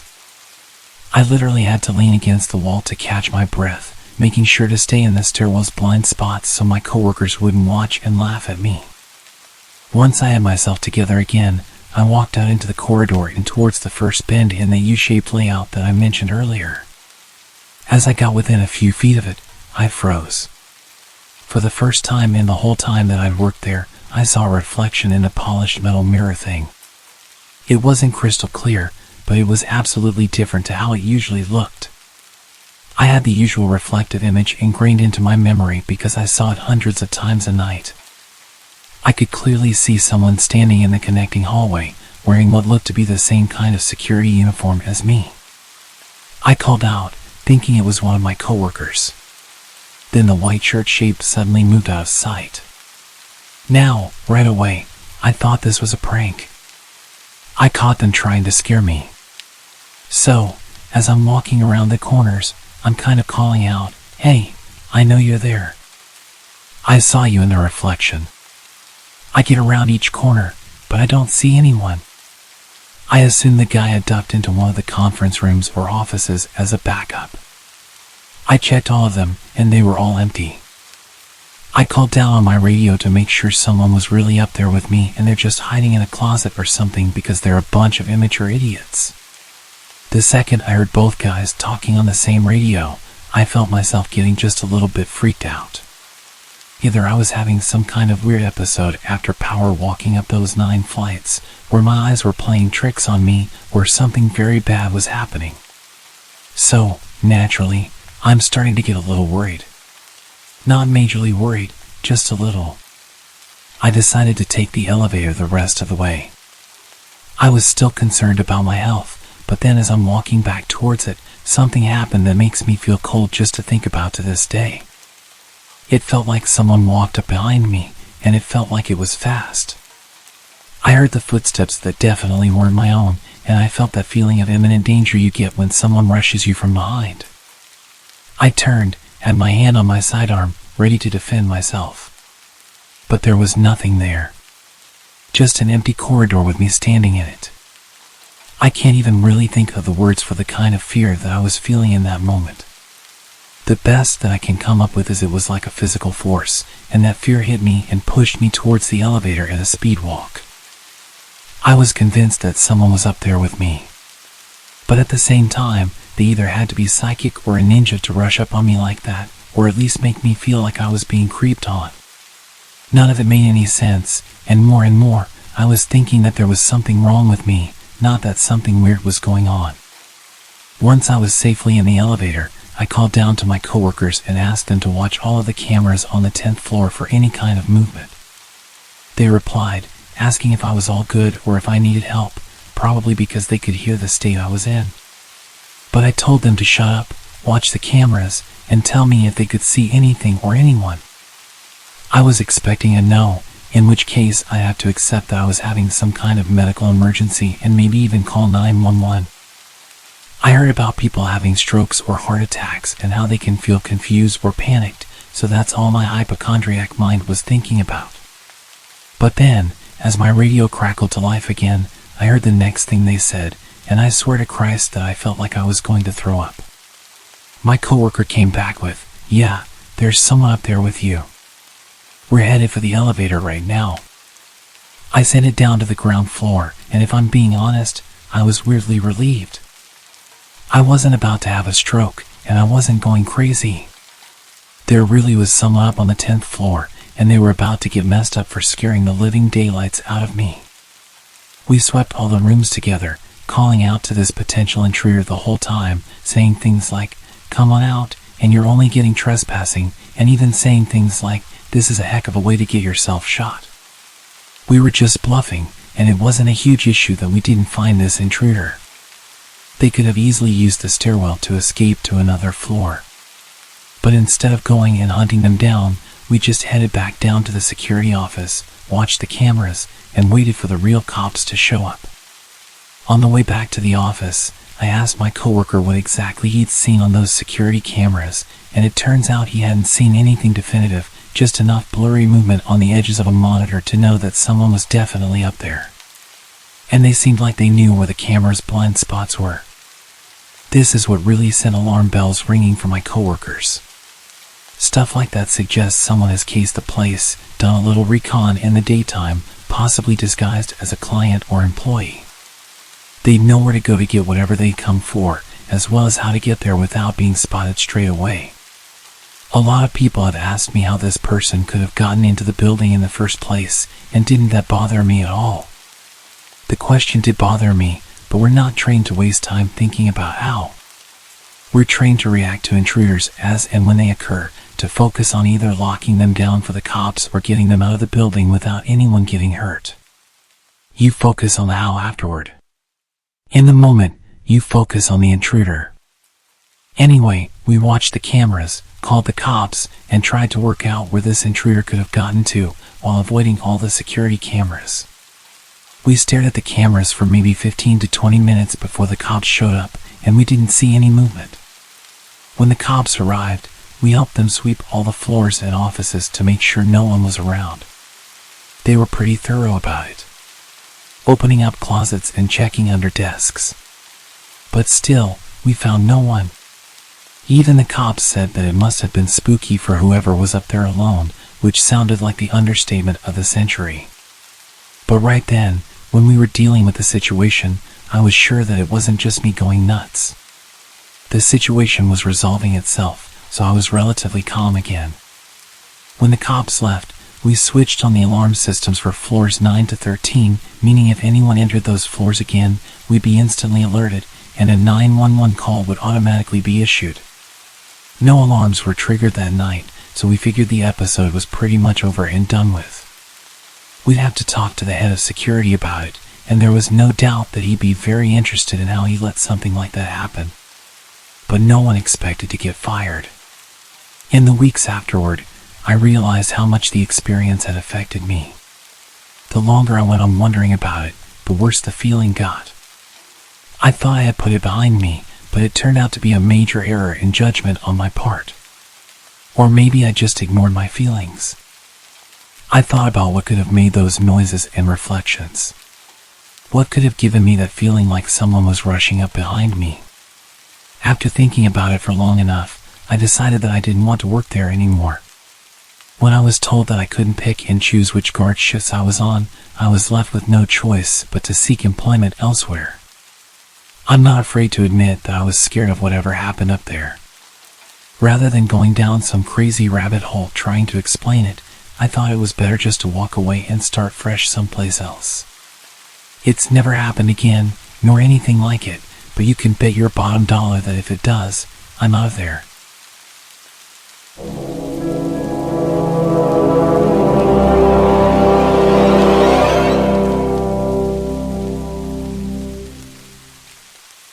couple of years ago, I was living in Colombo, in Sri Lanka, at a small hostel on the outskirts of the city. The hostel catered to long-term guests, so I got to know everyone who lived there pretty well. Among the residents, there was a guy named Raj, and Raj served as a middleman of sorts in the local casinos.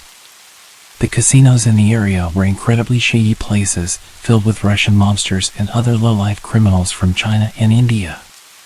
While the casinos were technically illegal, they managed to continue their operations through bribery and government coercion. I visited one of them once, and it was a surreal experience. Now, my friend Raj's job was to take online bets from Indian clients and then place those bets physically in the casino.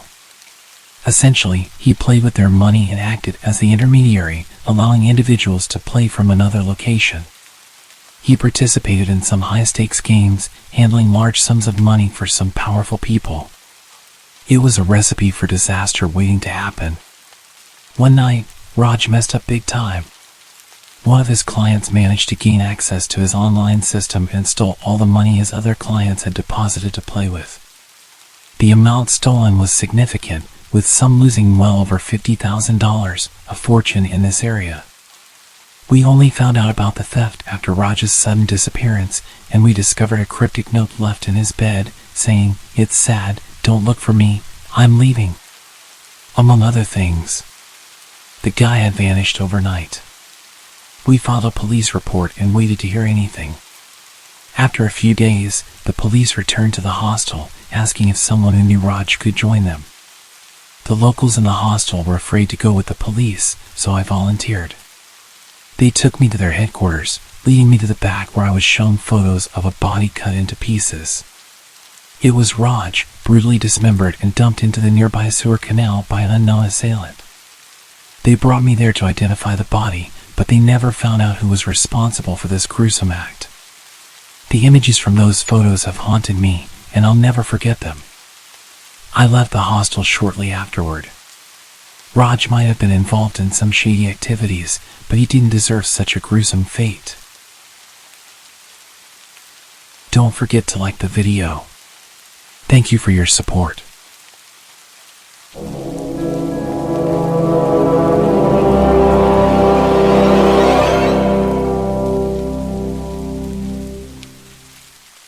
I work as a baker for a small bakery in a tourist town. I'm regularly at work around midnight most nights. I'm pretty close to the local strip of bars and clubs, so I hear late-night partygoers, sirens a few times a night, and people yelling. That kind of stuff. The weirdest story, which started out creepy but didn't end that way, was when I opened the door around 4 a.m. to someone knocking. The only reason I opened the door is because my boss had literally just texted me saying we might be getting an early delivery, so I thought it was that. I opened the door, and no one's there. I glanced around, thinking they knocked, and ran back to their truck to start unloading. Then suddenly, someone steps out of the shadows, looking like Slender Man. I panic but hold it together pretty well. Once they got out of the shadows, it obviously wasn't a monster. It was just a tall, skinny girl with no pants on, no shoes, and a shirt that obviously wasn't hers. This poor girl then asks me if she can borrow a phone. It clicks in my mind what could have happened, and I tell her to come in. I let her use my phone. She tries to call her boyfriend and tells me that essentially she just woke up after passing out. She didn't know where she was, and I was the only light on the street. I didn't ask what happened to her, but she was saying something about pulling a firearm earlier and was hyperventilating over the cops being called on her, so I didn't call them. Her boyfriend never answered the phone, but I helped her figure out where her hotel was. Luckily, it was on the same block we were already on. I couldn't leave to walk with her or drive because I had a million things in the oven. I actually gave her my phone with the place pulled up on Google Maps and the flashlight on. She walked there, made it back okay, showered, took a nap, and brought me back my phone later in the morning. She hugged me twice and thanked me profusely, and I'm just sitting there like, damn, I didn't think I was getting my phone back. But I'm glad it worked out okay. I don't know if she was assaulted or just the type to strip when drunk or what, but she seemed okay after having been back to her hotel room. It could have gone a lot worse for her, so I'm glad I was the door she knocked on. God, did she give me a heart attack at first?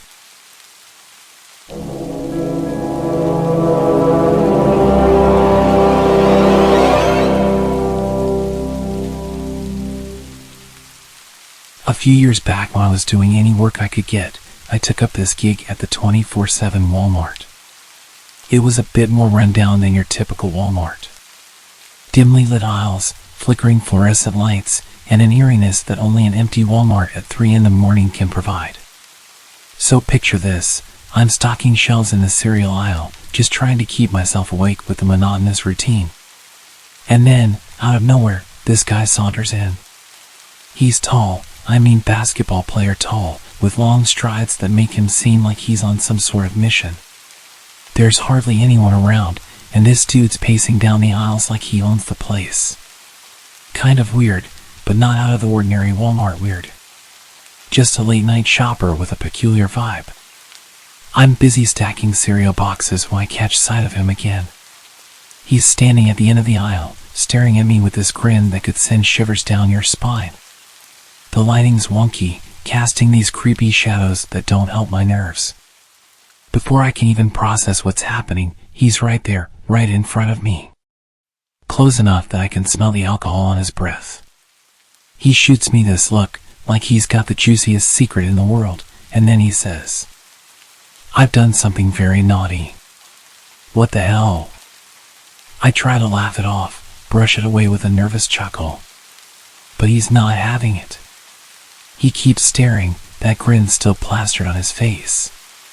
It's late, it's quiet, and the place is kind of creepy already. But this guy, he's turned it up to 10. He starts following me, aisle after aisle. Every time I turn around, there he is, watching and grinning. It's like he's playing a twisted game of hide and seek, and I'm not even a player. More like the unwilling target. I try to go about my work, but I can feel his eyes on me, like they're drilling holes into my back. Then, out of nowhere, he starts humming this tune. It's faint, just under his breath, but it's off-putting as hell. I can't put my finger on where I've heard it before, but it's that famously creepy whistling song. I decide to take a breather and head to the break room. Maybe I can shake him off and catch a few moments of normalcy. My coworker's in there, and we're shooting the breeze about assignments and exams, trying to keep things light. But the whole time, I can't shake the feeling that I'm being watched. And guess what? I was right. I spot him at the entrance to the break room, just standing there, staring right at me. I freeze, and I swear the room got colder in that moment. I point him out to my coworker, and when he turns around, the guy's vanished. I glance at my coworker. I couldn't read his expression. I ask him, "Did you see that?" He looks at me. The confusion is obvious in his eyes. See what? Clearly he saw nothing. I realize that he missed the entire encounter. It was only me who saw him. I run my fingers through my hair, feeling a mixture of paranoia and frustration. "Never mind," I mutter, dismissing the topic. Maybe I'm just letting my imagination get the best of me. It was late and I'd not slept properly in days. My coworker's not as intrigued as I am. He's focused on the task at hand, more interested in getting his work done than in delving into whatever nonsense I was talking about. We head back to our posts, and I'm still rattled. I can't shake the image of that guy's grin. Hours pass, and I try my best to concentrate on my tasks, but the unease is a constant presence in the back of my mind. I keep glancing around, half expecting him to reappear. That creepy grin plastered on his face. And then, out of nowhere, he's back. My heart skips a beat, and my hands tremble. It's like a nightmare come true. He's standing there, that same grin on his face. My breath catches in my throat. Before I can even react, he's sprinting towards me, his steps quick and purposeful. Panic surges through me, and I freeze. What does he want? My mind races, but my body is paralyzed. He grabs me and easily picks me up. He starts shaking me and shouting in my face. And then, as if from a distance, I hear a shout. My coworker's voice cuts through the fear. "Hey, what's going on?" He's running towards us, his footsteps echoing in the aisle. The guy releases his grip on me, his attention shifting to my coworker. And in that split second, I find my voice. I scream as loud as I can and start beating on the guy. My coworker arrives, his presence enough to make the guy hesitate. He turns and bolts, disappearing down the aisle. I'm left shaking, my heart pounding. My coworker rushes to my side. He looks seriously concerned. "Are you okay?" he asks me. I nod. I'm completely out of breath from the screaming. We're both shaken, both trying to make sense of the madness that just unfolded. We call the police, and as we wait for them to arrive, I can't help but replay the encounter in my mind. What was that guy's deal? Why did he attack me? The police arrive and we recount the bizarre events. They search the area, but the guy is long gone. I tell him what happened and try to describe just how creepy and weird he was, and I mention that he said he'd done something naughty that night. Suddenly there's like 4 more cop cars pulling up, and they're taking this real seriously. My manager sent me home for the night and told me I didn't have to come in tomorrow. I checked the news the next day and saw that there had been a hit and run nearby with a suspected drunk driver killing a family of 3. The description of the suspect was almost exactly the same as the guy who attacked me. What the hell was this guy's problem? As far as I know, they never found him. I check the news occasionally just to see if he comes up, but I've not seen anything since.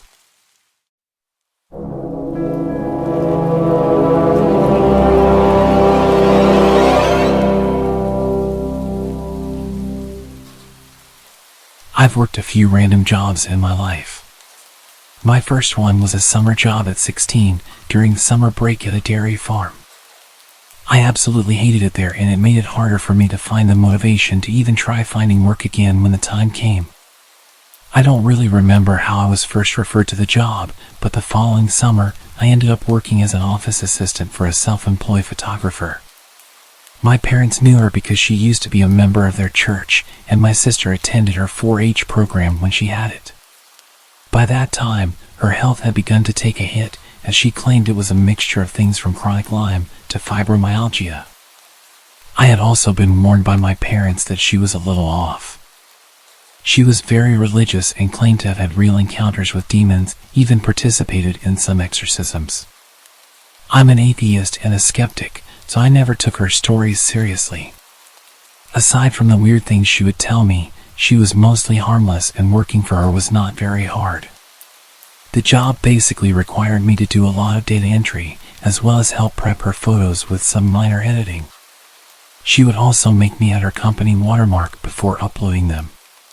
They'd end up on a site where her customers could browse them and then pick which ones they wanted to order. She primarily photographed horse events, dressage, stadium and cross-country jumping, etc. And for the first several months my job was in her living room, which was basically my office space at the time. Eventually, I was talked into tagging along at shows where she trained me as a photographer, and soon I was shooting at the events along with her. It was boring work, I won't lie. I'm not a horse person. But things didn't get weird until a year later when I learned the hard way it was not her that I needed to worry about. She had 2 sons. One who was out of state, the other who was in the Navy. The latter of the 2, a guy called Nathan, I had only heard small things about. He was somewhere on the autism spectrum, but she was never clear on what exactly his diagnosis was. When he finally returned home and I met him for the first time while working in her living room, he seemed like a nice guy. A little odd, but not concerning. He was obsessed with movies, and being a bit of a movie buff myself, whenever he would venture to the living room to strike up a conversation, it would almost always be about whatever movies we were into or were excited to watch. I should point out here that I was 18 and he was in his mid-30s. At some point, He got it in his head that I was interested in him, though he never said anything directly to me. I had to find out about it from my parents. My mom worked as the secretary at the church, and Nathan somehow found out. I can only guess my boss had told him. One afternoon, Nathan showed up at my mom's desk and started gushing about his feelings. He talked about how much fun I was, how he loved talking to me, how he was planning to take me to the movies and take me to his church, and all these other plans he had for me. My mom was beyond uncomfortable, as was the pastor who happened to overhear it. And when I got home that night, she told me what had happened and suggested I make sure not to lead him on. I was completely baffled because I hadn't done anything. We'd never even discussed the possibility of doing anything together. I got even more uncomfortable around him over the next few weeks. I made an effort to acknowledge him less when he was around and keep the conversation short while stressing I had to do work. Eventually he got his own place and moved out of his parents' house, so I figured the problem had solved itself. A couple years later, I had moved out, my boss's company had closed, and I was working somewhere else. I was friends with both my boss and Nathan on Facebook, and around that time I was finally coming out as an atheist, something I couldn't do while I was still living at home. One night, my old boss messaged me, asking about a ring I had on my finger. It was a black ring with a white solid star in the middle of a black circle. Already knowing where she was going with this, I told her it was just a ring. She started accusing me of wearing a pentagram because she didn't know what a pentacle was and that I was promoting Satan. I tried several times to explain to her that not only was it not that symbol, but that also paganism has nothing to do with the devil anyways, but she refused to listen, so I just ignored her. It was typical behavior of her and not worth the argument. The next morning, I had a message from Nathan telling me I needed to come to his church with him. I told him no, and the messages I received back gradually grew angrier and angrier. He went from asking to demanding I go with him. He told me I was lost and that I would not find the answers I needed by living the life I was. Eventually he outright said he thought the fact that I was wearing a pentagram was disgusting and that I was opening myself up for possession. Knowing there would be even less of a point in arguing with him than there was with his mother, I went ahead and blocked both of them, deciding I was done with it all. Then he started showing up at my workplace. He would always search through the store until he found me, and then once he did, he would corner me and not stop talking to me no matter how many times I tried to dodge him or tell him I needed to get back to work. Eventually the managers caught on and started intercepting him whenever he showed up. I wasn't making enough to pay the rent with that job, so I had to take up a second one. Within a week of working my second job, which was in a different town, he started showing up there. This time I told the managers who he was, and after that, every time he showed up, I was allowed to hide in the back room behind a locked door while they sped his order along and got him out. One of those many encounters, while I was hiding in the back, one of the managers was back there with me, inputting employee time punches into the computer when the both of us heard Nathan shout in our direction. "I know you remember me." That was the last straw for them, and they told him his business was no longer welcome there. He stopped showing up at my other job as well for a while. Fast forward to a few years later, I was getting used to not having to look over my shoulder every shift or check the parking lot for his truck. Then one day, he reappeared. He was browsing a section I was walking past when he spotted me and got this deer in the headlights look. I made a beeline to the break room because just seeing him made me scared. After that, he started showing up regularly. I would always find ways to dodge and avoid him, but he would still eventually spot me and know I was still there. I was debating whether or not to tell the managers, because at this point it had been a while since he had done anything, and saying something just because I was nervous didn't feel right. Call me a coward or an idiot, but that was my thought process. What happened next made me regret not speaking up. It was bound to happen eventually, but one night he managed to catch me while I was at the customer service desk. He approached me and said hi, and I immediately started to look for someone to signal over so I could make a break for it. But before I could say a word, he said something that made me feel sick. "How's your little girl doing?" "She's 3, right?" I looked at him, horrified. I had him completely blocked from all of my social media. I had his number blocked. I was living at a new address, and I had not seen or spoken to his mother since she confronted me about my ring. I had not told either of them I was a parent now, or that I was married, and I was not friends with anyone who knew them. "How's your husband doing?" "He's good. He's a good man," I said, trying to reinforce the idea that I was not available to him and that I had no desire to have anything to do with him. "Really? Where does he work?" At this point, I felt like I was going to pass out. Thankfully, another employee approached, and I got the hell out of there. As I was leaving, he called up behind me. "I'll see you again. We'll talk. We'll go out and do something together." "We will." I reported him to the managers, telling them everything about the encounter, including all the information that he should not have had. They were able to pull up his face on CCTV, and while I have not heard anything, I'm guessing one of them finally managed to approach him because I haven't seen him since. This has been going on for 10 years and I want it to finally be over. If he shows up again, I'm going to the police, but I'm seriously hoping it never comes to that. I just want him to stop. I haven't seen him since the incident with my managers. I think he may have gotten scared off.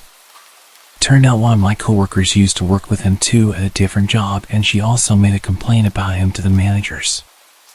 I don't know what they did with that information afterwards, but I know he hasn't shown up since.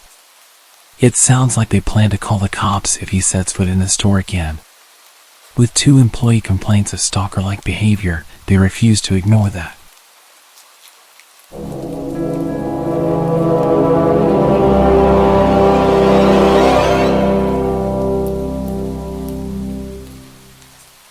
In 2002, I was 14 years old, starting freshman year.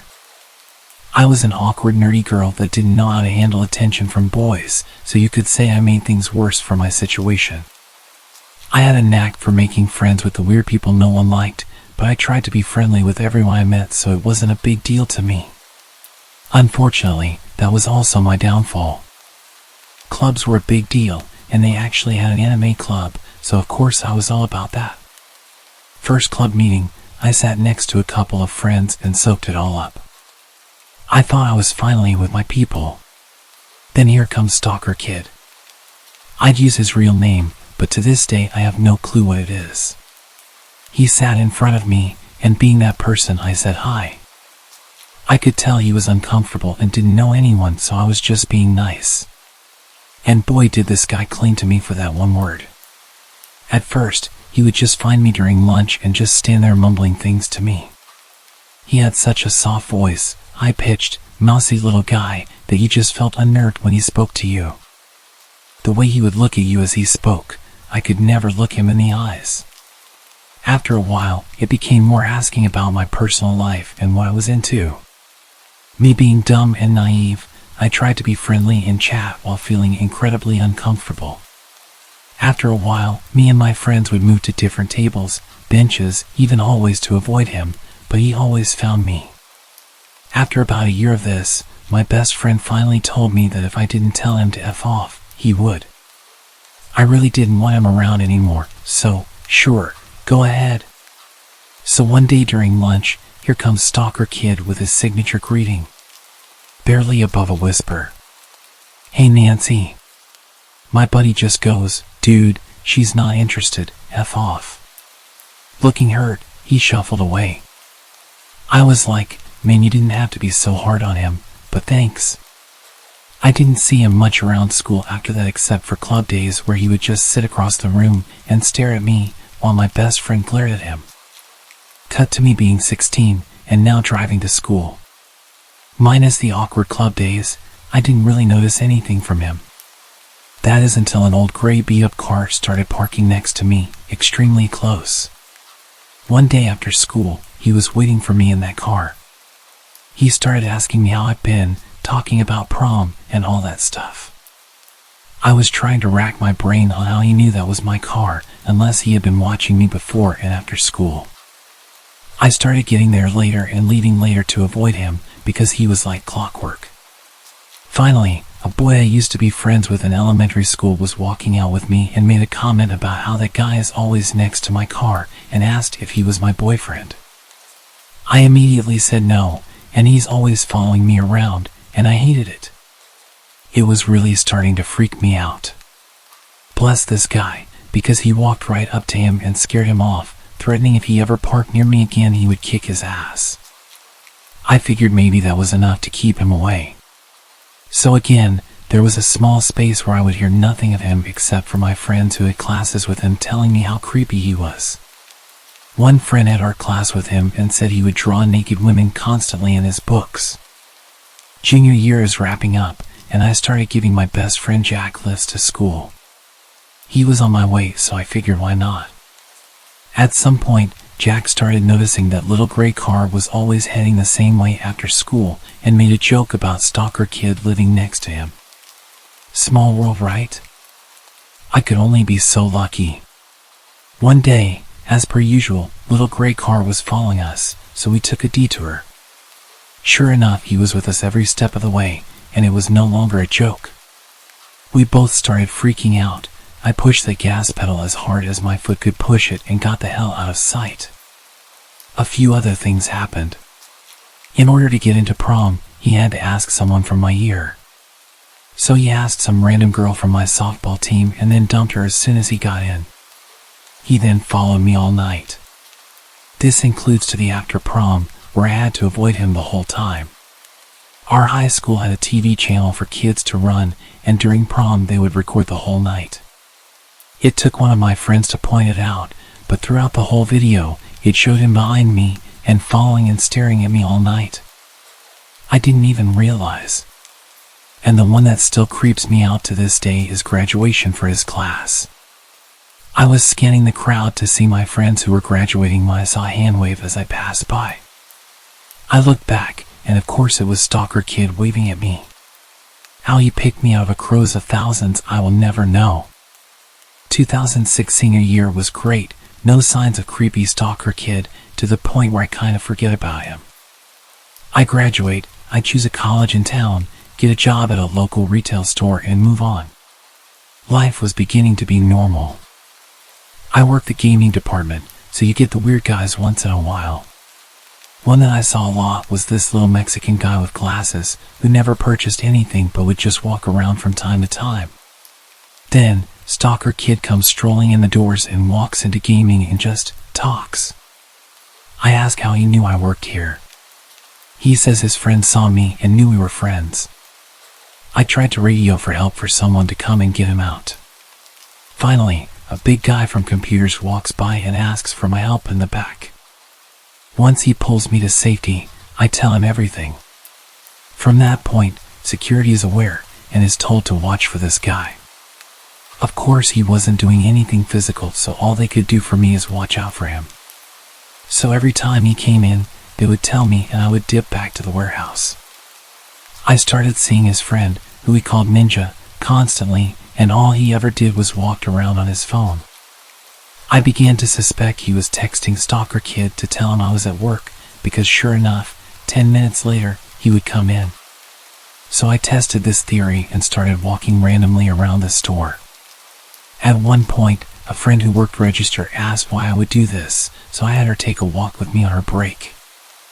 I told her this ninja guy would follow us everywhere, even just going down a random aisle. Sure enough, he did, and she began freaking out. A few minutes later, I told her my stalker would walk through those doors. So I'm making my way to the warehouse, and out steps ninja guy from an aisle and he shouts, "She's right here." I just stared at him, like, what the hell do you think you're doing? Stalker kid walks up behind me and asks why I'm always running away from him, and says that he lost my number and asks if I can give it to him again. I say sure, knowing damn well that I never gave it to him. I go to the warehouse to get a pen and paper. I wrote down, "This is where I work, don't ever come here again," and handed it to him. I told him and his friend to leave and called for security, who walked him out. Security tells me later that he also cried while they took him out. Later that day, as I'm leaving work, security offers to walk me to my car. I say sure. Stalker kid is out by my car waiting for me, so this is where security says he's not having it, and calls the police, which we are conveniently next to their headquarters. He books it when he sees the car. Few years go by, nothing comes up. I buy a fancy new car, and don't see him much. I'm thinking that did the trick, and I'm finally free. 2012, my buddies and I are leaving work, ready to hit the night at the bar, per usual. We are all walking out the door, where we all have to stand and wait to hear the alarm sound to verify it's armed. As we are walking out, I hear it. That awful sound. Hey Nancy. I cringe, grab my friend's arm and turn. There he is leaning on his car, waiting. My friend recognizes him and asks what he wants. Guy says he just wants to talk to me. He said he didn't ever see my car, so he didn't think I worked here anymore. His other friend is sitting in the back seat of his car just staring at me blankly. I start to think the worst. If my friends leave me here, something tells me I'm not coming into work the next day. Or ever. I'm terrified that he's had years of time to think about our last encounter where I wrote my number down and made him cry. I grab my friend's arm tighter. My friend kicks off, pretends to be my boyfriend and rips into him. My friend is about 2 feet taller and much bigger. They get into it, and I'm just standing in the parking lot and I'm just begging for my friend to kick his ass. He spooks Stalker Kid so bad that I'm pretty sure he pissed himself before getting in his car and booking it. Ever since, if he comes into the store, my friend stares him down from his office. Years later, I've moved on, gotten married, and moved out of town. Recently we've moved back to start a business, and to this day, I still feel myself looking behind me at stores on the off chance that I randomly bump into him. He caused me to have anxiety, mental and emotional pain, fear and trust issues for a decade. Even after moving on, I still feel the effects today. And I never even knew his name.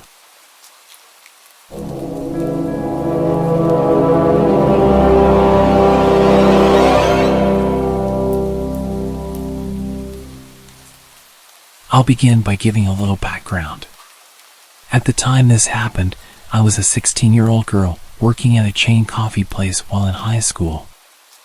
I am 19 now, and in college, 7 hours away from this place. This happened at a time in my life in which I was super shy and had a tough time standing up for myself. In retrospect, I could have handled it a lot better. I used to work closing shifts with my best friend after school. It'd be from like 3 to 10 p.m. We worked at a relatively dead store, so we spent most of our time playing music and talking. We did our duties like taking the trash out and restocking, etc., although both of us always dreaded taking the trash out, as we had to go out back. The dumpsters were behind the store, in a dimly lit area, next to a sketchy liquor store. One night a man came in pretty late. It wasn't unusual to have customers come near closing. It was just uncommon to see anyone we didn't already know. Our store was mostly just regulars. He was lanky, and probably around 30. I mostly just remember his eyes. They were piercing, the type that never break a stare. I remember initially thinking he was attractive. Yikes. The way he spoke was short and concise, just ordering a small hot latte. I made his order and that was it. I told my friend about how I thought he was attractive, and we then started referring to him as the small hot latte guy. We always call people by their drink orders. He came a bunch of times after that. Each time staying a little longer and longer, talking a little more and more. One day he came with a woman, presumably his girlfriend. I remember I felt a little weird, like she was staring at me, or like they had spoken about me beforehand. She glanced over at him and said, "Wow, she is pretty." I didn't think much of it, said thank you, served them, and I thought that would be the end of it. He then began showing up and talking to me a lot without her. He started off as being friendly. I honestly don't even know what we'd talk about. Then he got kind of flirty. Initially I was just flattered, but being underage and immature, I didn't even think about the fact that it was kind of alarming. He began to stay for a while. Sometimes he would bring a laptop or a notebook. I could feel him staring at me and listening to our conversations. But at that point, I wasn't getting creepy vibes from him, as my coworker and I had dealt with our fair share of creeps. He began by just giving little snacks or drinks. I would accept, but would never eat or drink them. It wasn't that I necessarily thought he had ill intentions, I just had a hard time accepting gifts. I remember one night he brought me a book about one of his favorite artists. I reluctantly took it, but had tried to decline before. I remember telling him about one of my favorite musicians and sent him a link to a performance I really liked. He started being kind of sexual while still talking about the song. He then began talking super suggestively, and I would laugh it off and decline when he asked to send pictures. I began talking less and less and told my friend about the situation. She agreed that it was getting creepy and said I should maybe change my schedule. I told her I'd be fine, I'm stubborn. He'd still come every week at closing time, and he'd even stay in his car till we closed. Meaning he'd watch me go to the back to take the trash out. It was time to take out the trash and lock up, so we got ourselves together. I was opening the door while juggling like 3 bags of trash and saw something on the ground. I was confused at first, but then realized what I saw. It was flowers and a note. I felt sick to my stomach and looked around the parking lot. I didn't see his car. I threw them away immediately and told my friend I didn't want to read the note. She read it and told me I had to. It was something to the effect of, "I've never felt so connected to someone. You're breaking my heart. Please don't do this. I'm sorry." Looking back, I honestly didn't lead him on, but initially I felt as if I was in the wrong. Nonetheless, we turned the corner to take the trash out and both prayed the parking lot was empty. It was not. Let's just say the trash was not going to get taken out that night. I continued working there and still worked there on my breaks from college. I had different hours after that. Nothing happened for some time until one day he appeared again, just before I was supposed to leave for college. It was around 3 p.m. It was busy. He came in, stared at me, and then he left. That was the last time I saw him. Looking back, I was so naive and could have handled the situation so much better. I am forever thankful to my friend. She really supported me that whole time.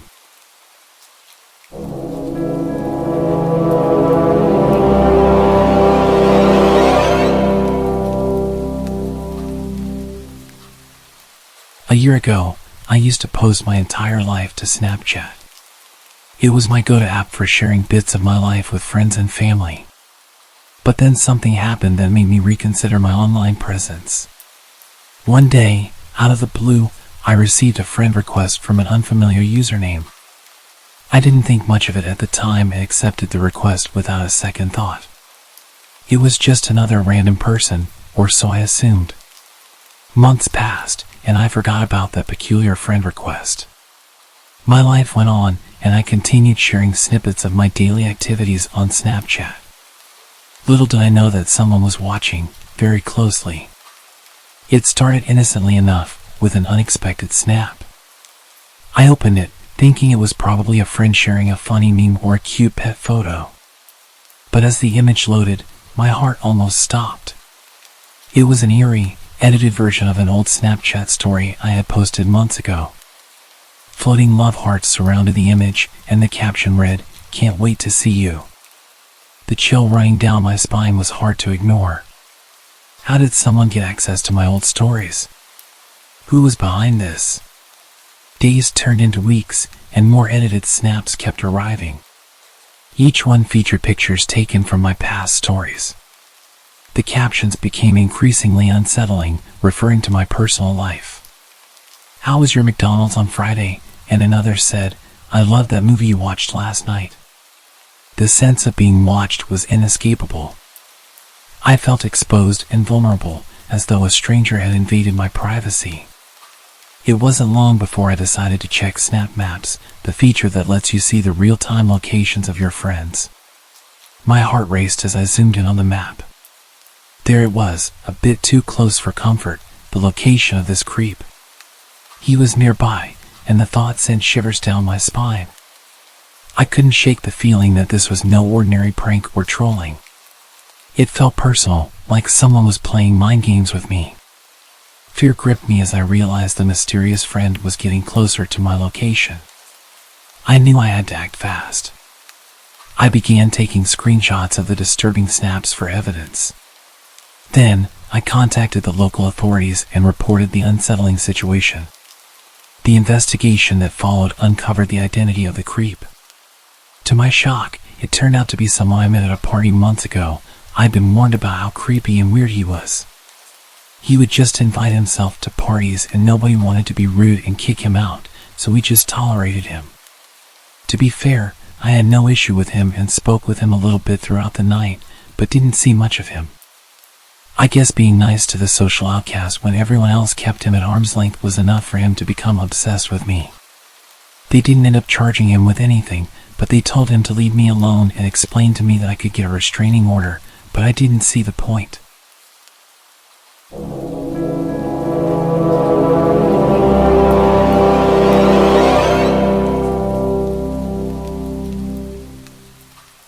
This happened a couple of months ago, December of last year.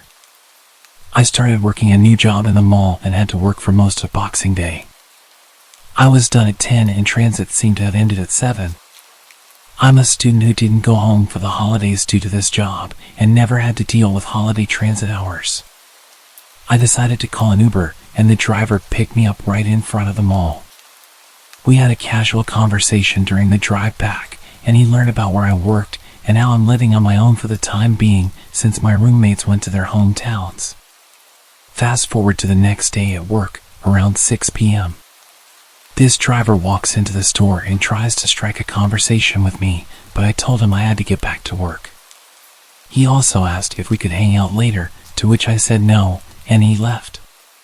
At the end of that shift, I walked out of the store, planning to take transit. As soon as I stepped out of the store, the driver immediately pulled up next to me and offered to give me a free ride back home. After going back and forth with me declining and him saying it's free, I decided to walk away and caught a bus home. I was pretty overwhelmed by the fact that he showed up to my workplace and waited 3 hours until I was done with work to offer me a ride home. I've reported this to Uber and they notified me that they suspended this driver, provided me with a full refund and gave me a link to provide to the police if I plan on filing a report. Silly of me to give away information like that to a stranger, but I hope to never meet that driver again. He was about twice my age, he knows where my home is, and my name. Lesson learned.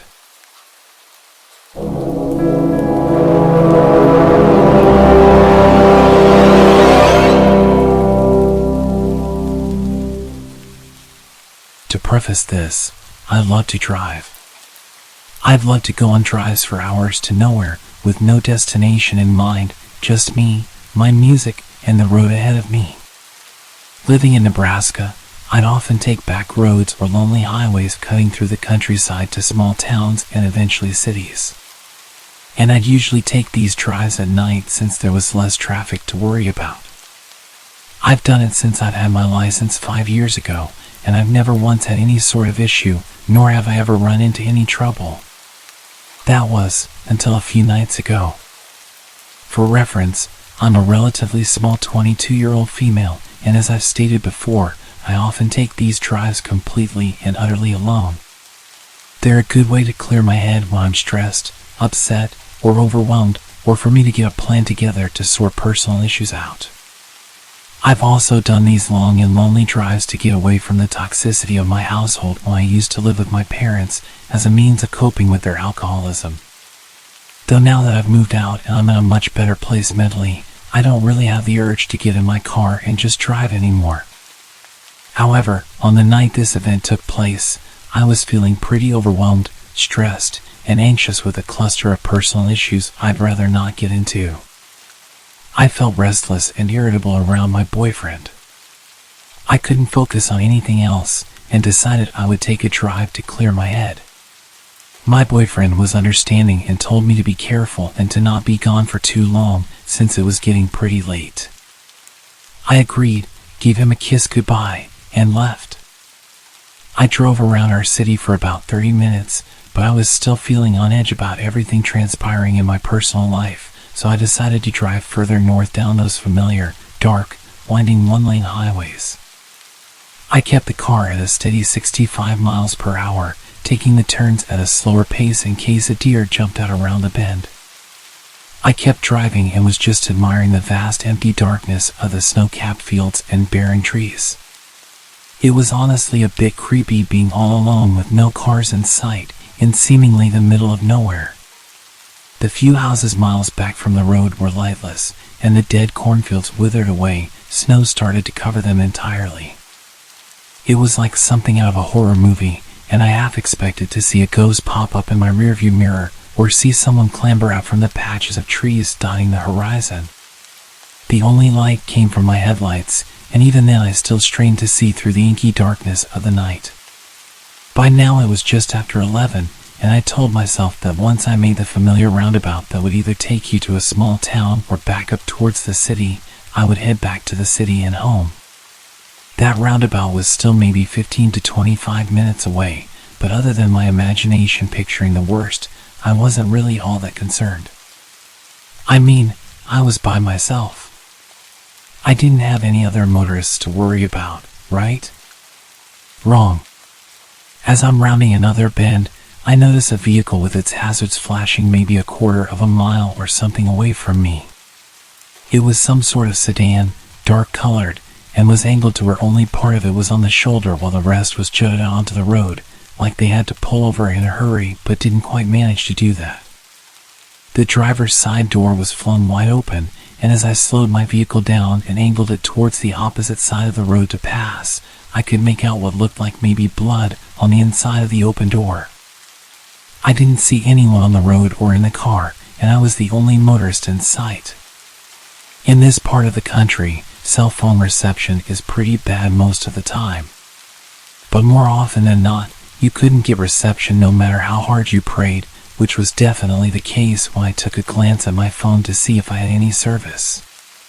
So, a lone female on the road, at night, pulling up near a vacant vehicle that looks like someone had been attacked on the inside, with no cell service. Now, I'm no dummy. I've watched countless episodes of Investigation Discovery and Criminal Minds, and read far too many true crime books to know that this had bad and danger written all over it. But there was still a small part of me that worried something terrible had happened to whoever was in that vehicle, and I thought I needed to help. These roads don't get a lot of traffic at night, and temperatures were well below freezing. If someone were hurt or in trouble, there was no one and nothing else to help them. Still, I erred on the side of caution. I was still driving my car, though a bit more slowly, and as I approached the vehicle I rolled down my passenger window a bit, shut off the music, and called out.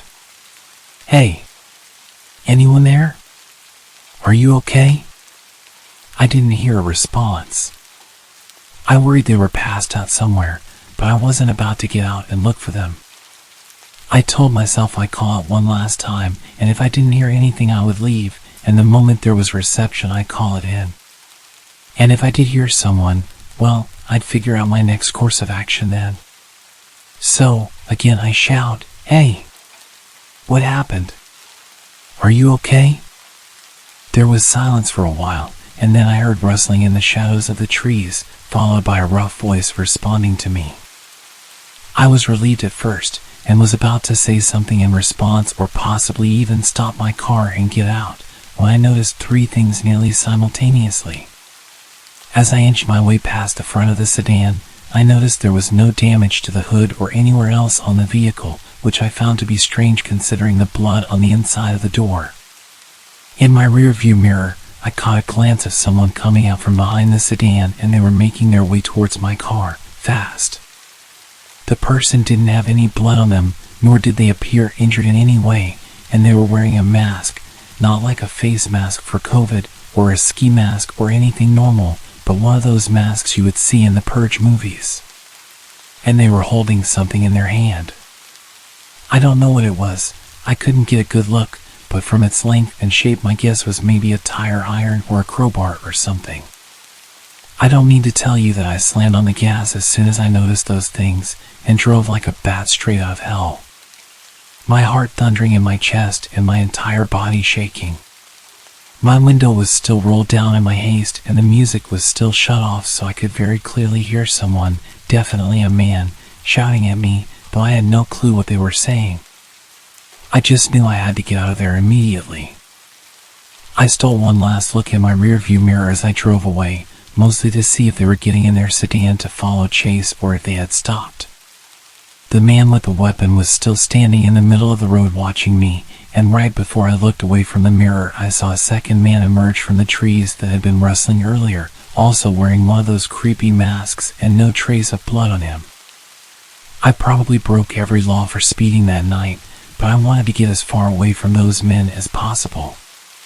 As soon as I made it to the roundabout, I turned towards town, parked in the Walmart parking lot that thankfully still had cars from who I assumed were workers closing up shop, and proceeded to have a full-on meltdown. When I could pull myself together, I called one of my friends, Troy, who was a police officer, to tell him what happened. He was concerned for me, and after asking if I was okay, where I was, did they follow me, etc., he told me since it was out of city limits he couldn't do much on his end. But he could get in contact with the local police or sheriff in that jurisdiction to take my statement and check it out. I agreed, thanked him, and while I waited for police to show up, I called my boyfriend. Through my hysterical sobs I managed to tell him what happened, not even 10 minutes ago. He was, as you could imagine, really concerned for my safety, and wanted me to either come home immediately or drive down himself to take me home. I told him the police were on their way to take my statement, so I couldn't leave and that I was okay, but I stayed on the phone with him until I saw the familiar police cruisers pulling into the lot. I gave the police my statement and they assured me they would go back to the spot to take a look and that they would try to catch the guys who did it.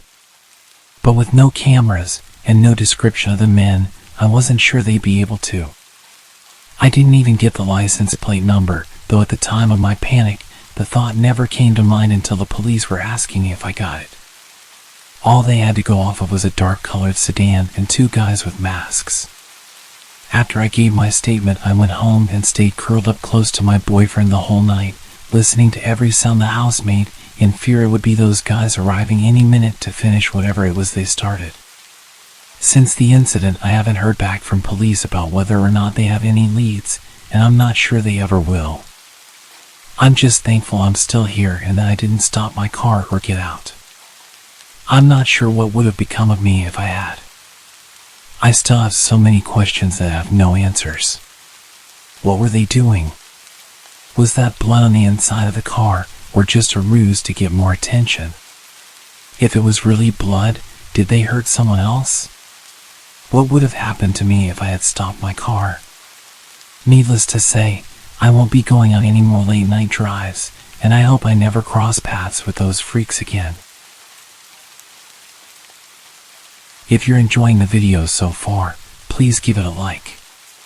And if you haven't already, please subscribe.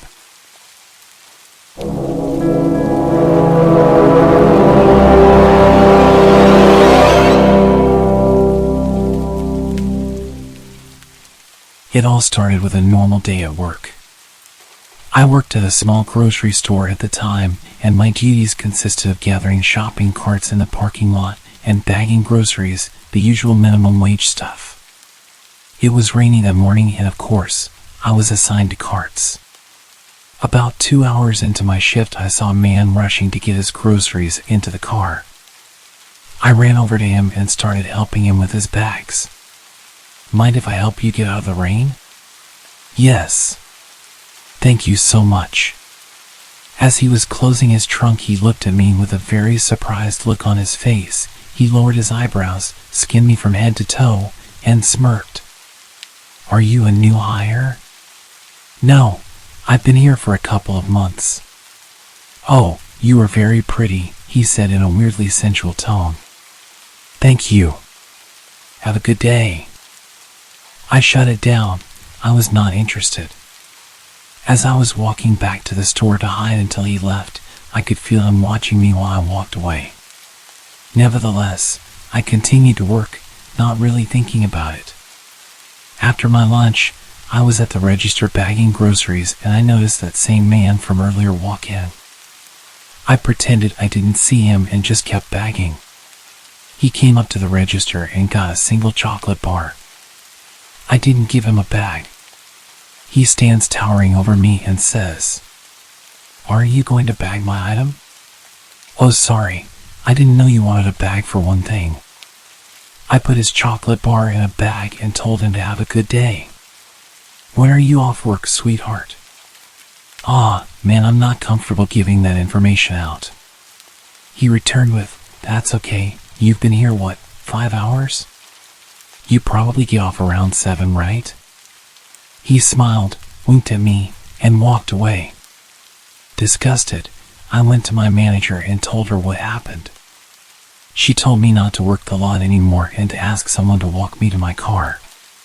So by the end of my shift, I had a male coworker walk me to my truck and we scanned the parking lot, looking for this man's car. We didn't see him, so my coworker went back inside and I started my truck. I called my mom to tell her about what happened, and once she answered, I left the parking lot. Literally, the second I turned onto the road, I saw his car pull onto the road behind me. I told my mom I thought he was going to follow me, and she just told me to drive around to try and lose him. I drove around for about 20 minutes just going in circles around my town. I hit a red light and he pulled up next to me and started yelling something to me out his open window. I, of course, pretended he wasn't there, but I could still hear what he was saying. "You would bear some good kids for me. You'd make a great slave for me, little lady."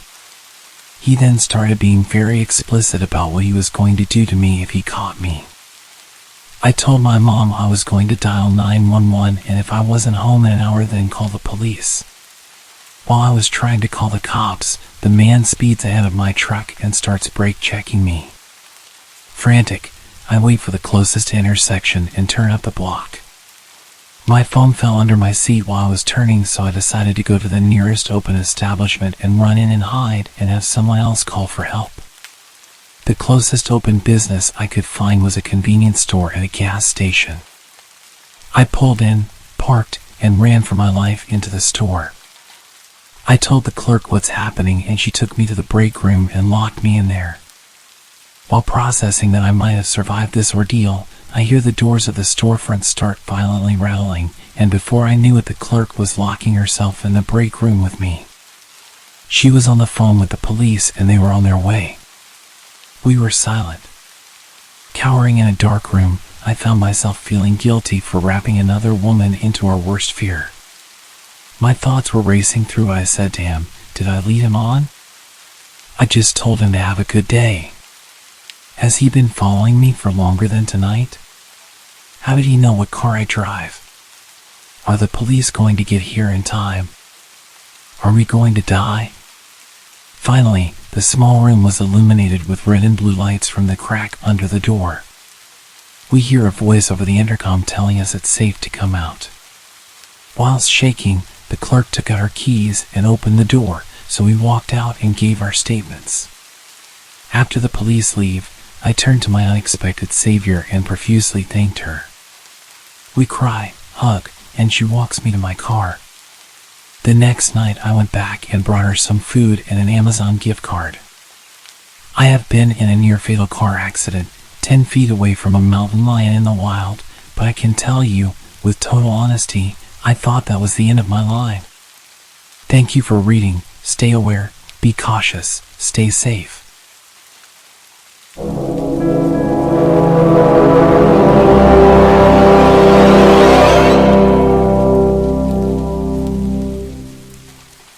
This encounter would have happened a little over 10 years ago. I would have been about 26 at the time. I can't remember exactly what year this was, but it was around 2012.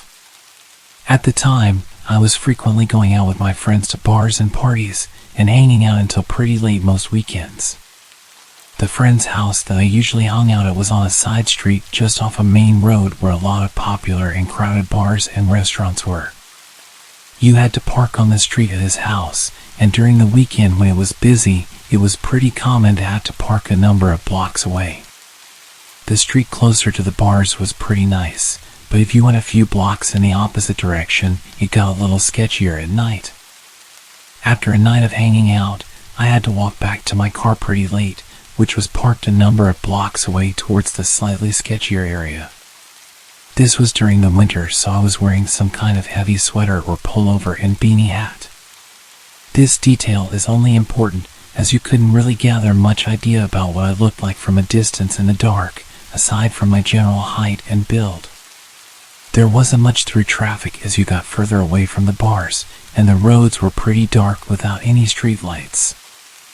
As I was walking down the sidewalk, a car started slowly creeping down the street, matching my pace as it pulled up beside me and then stopped.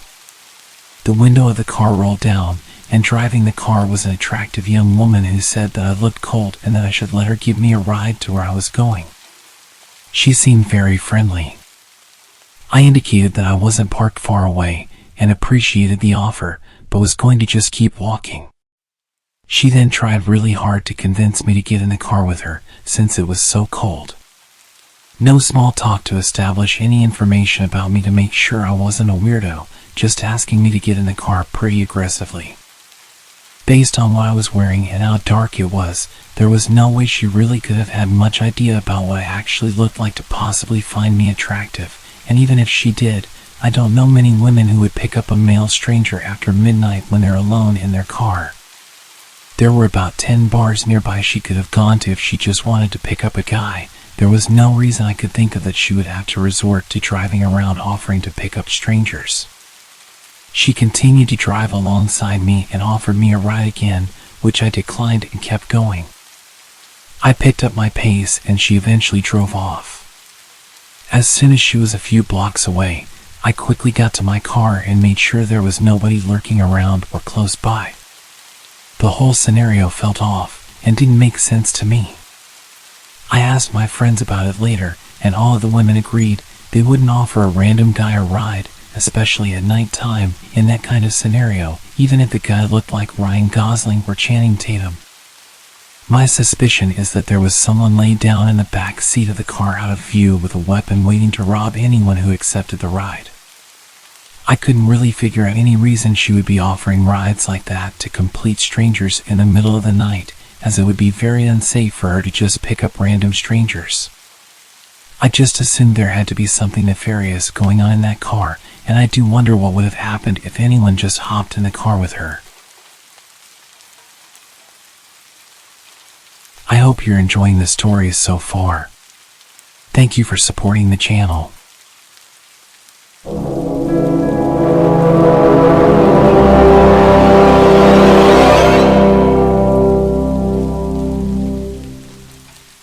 Back when I was 18 years old, I was house sitting with a girl I was studying with.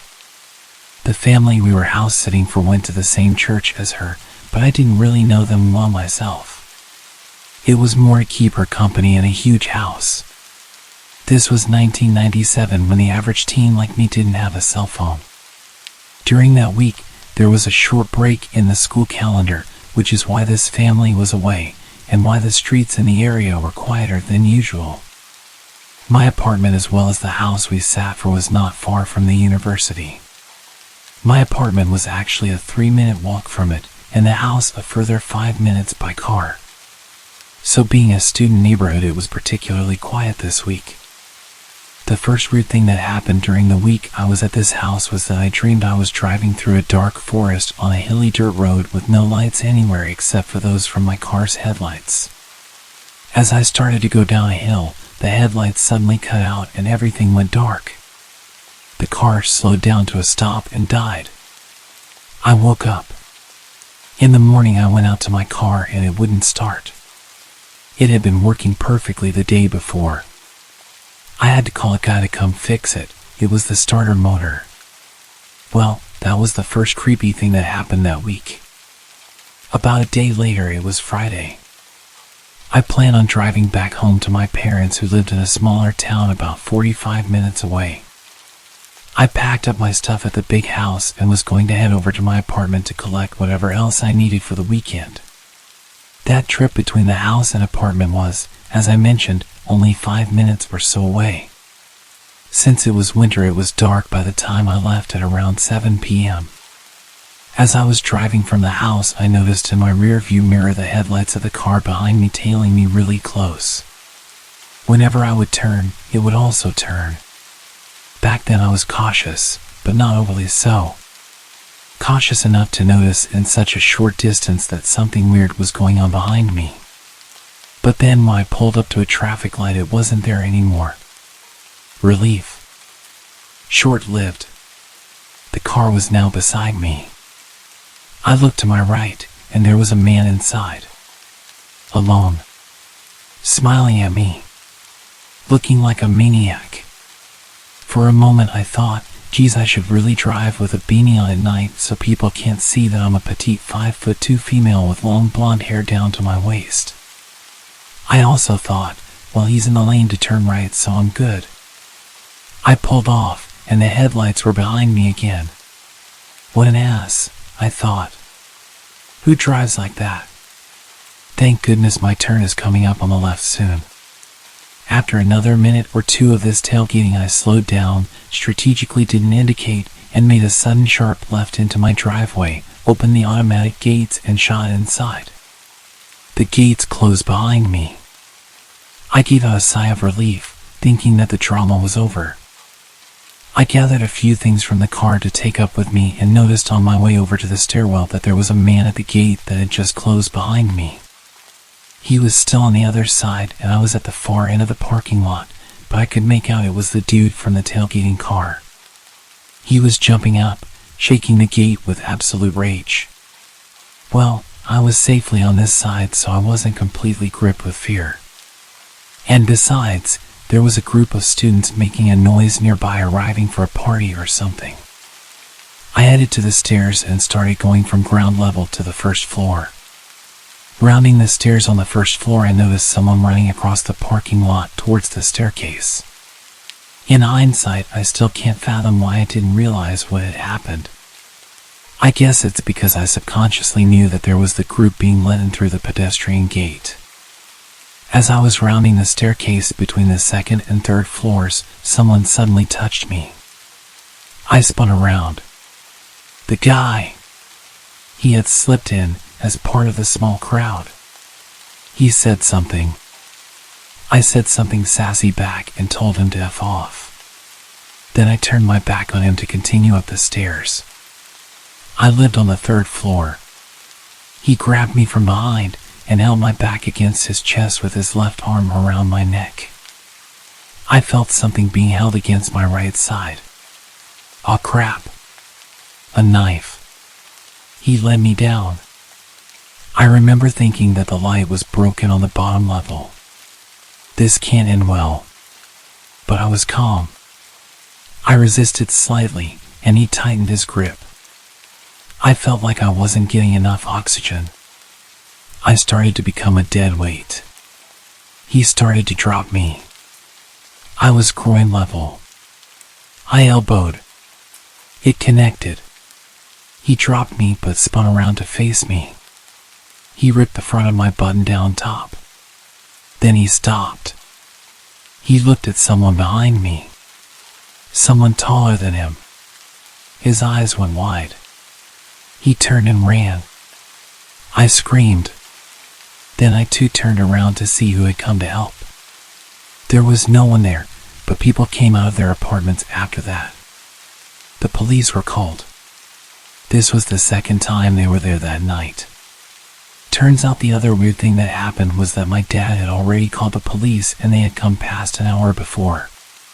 My mom had had a weird feeling all evening and had hassled my dad endlessly that something bad was going to happen to me. She had been right. As it turned out, they caught him. I identified him in a lineup. He was a serial offender in the area. He was accused of assaulting something like 14 women.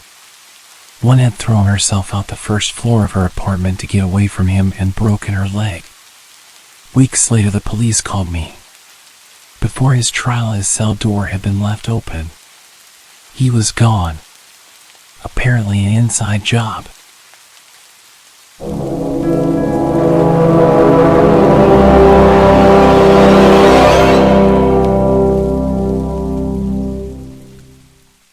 I've had a few creepy things happen to me in my life, but this one still makes me think about how things could have gone wrong very quickly. I'm a 20-year-old female, and this story takes place back when I used to live in southern Indiana, in a seriously remote area. It was a weekend night, and my best friend and I were heading home after our graveyard shift at a local waffle joint. She decided to pick up her dog from her house so we could spend the night at my place. That's important later. We started heading into the rural countryside where I lived, and to get to my house, you had to travel down a long, narrow dirt road. About a mile in, we spotted a truck's headlights. As we got closer, we realized it was a nice truck, probably from around 2018. I can't say I know much about cars, so cut me some slack. The truck was parked sideways, blocking the entire path. Confused, I got out of the car and asked if the driver was okay.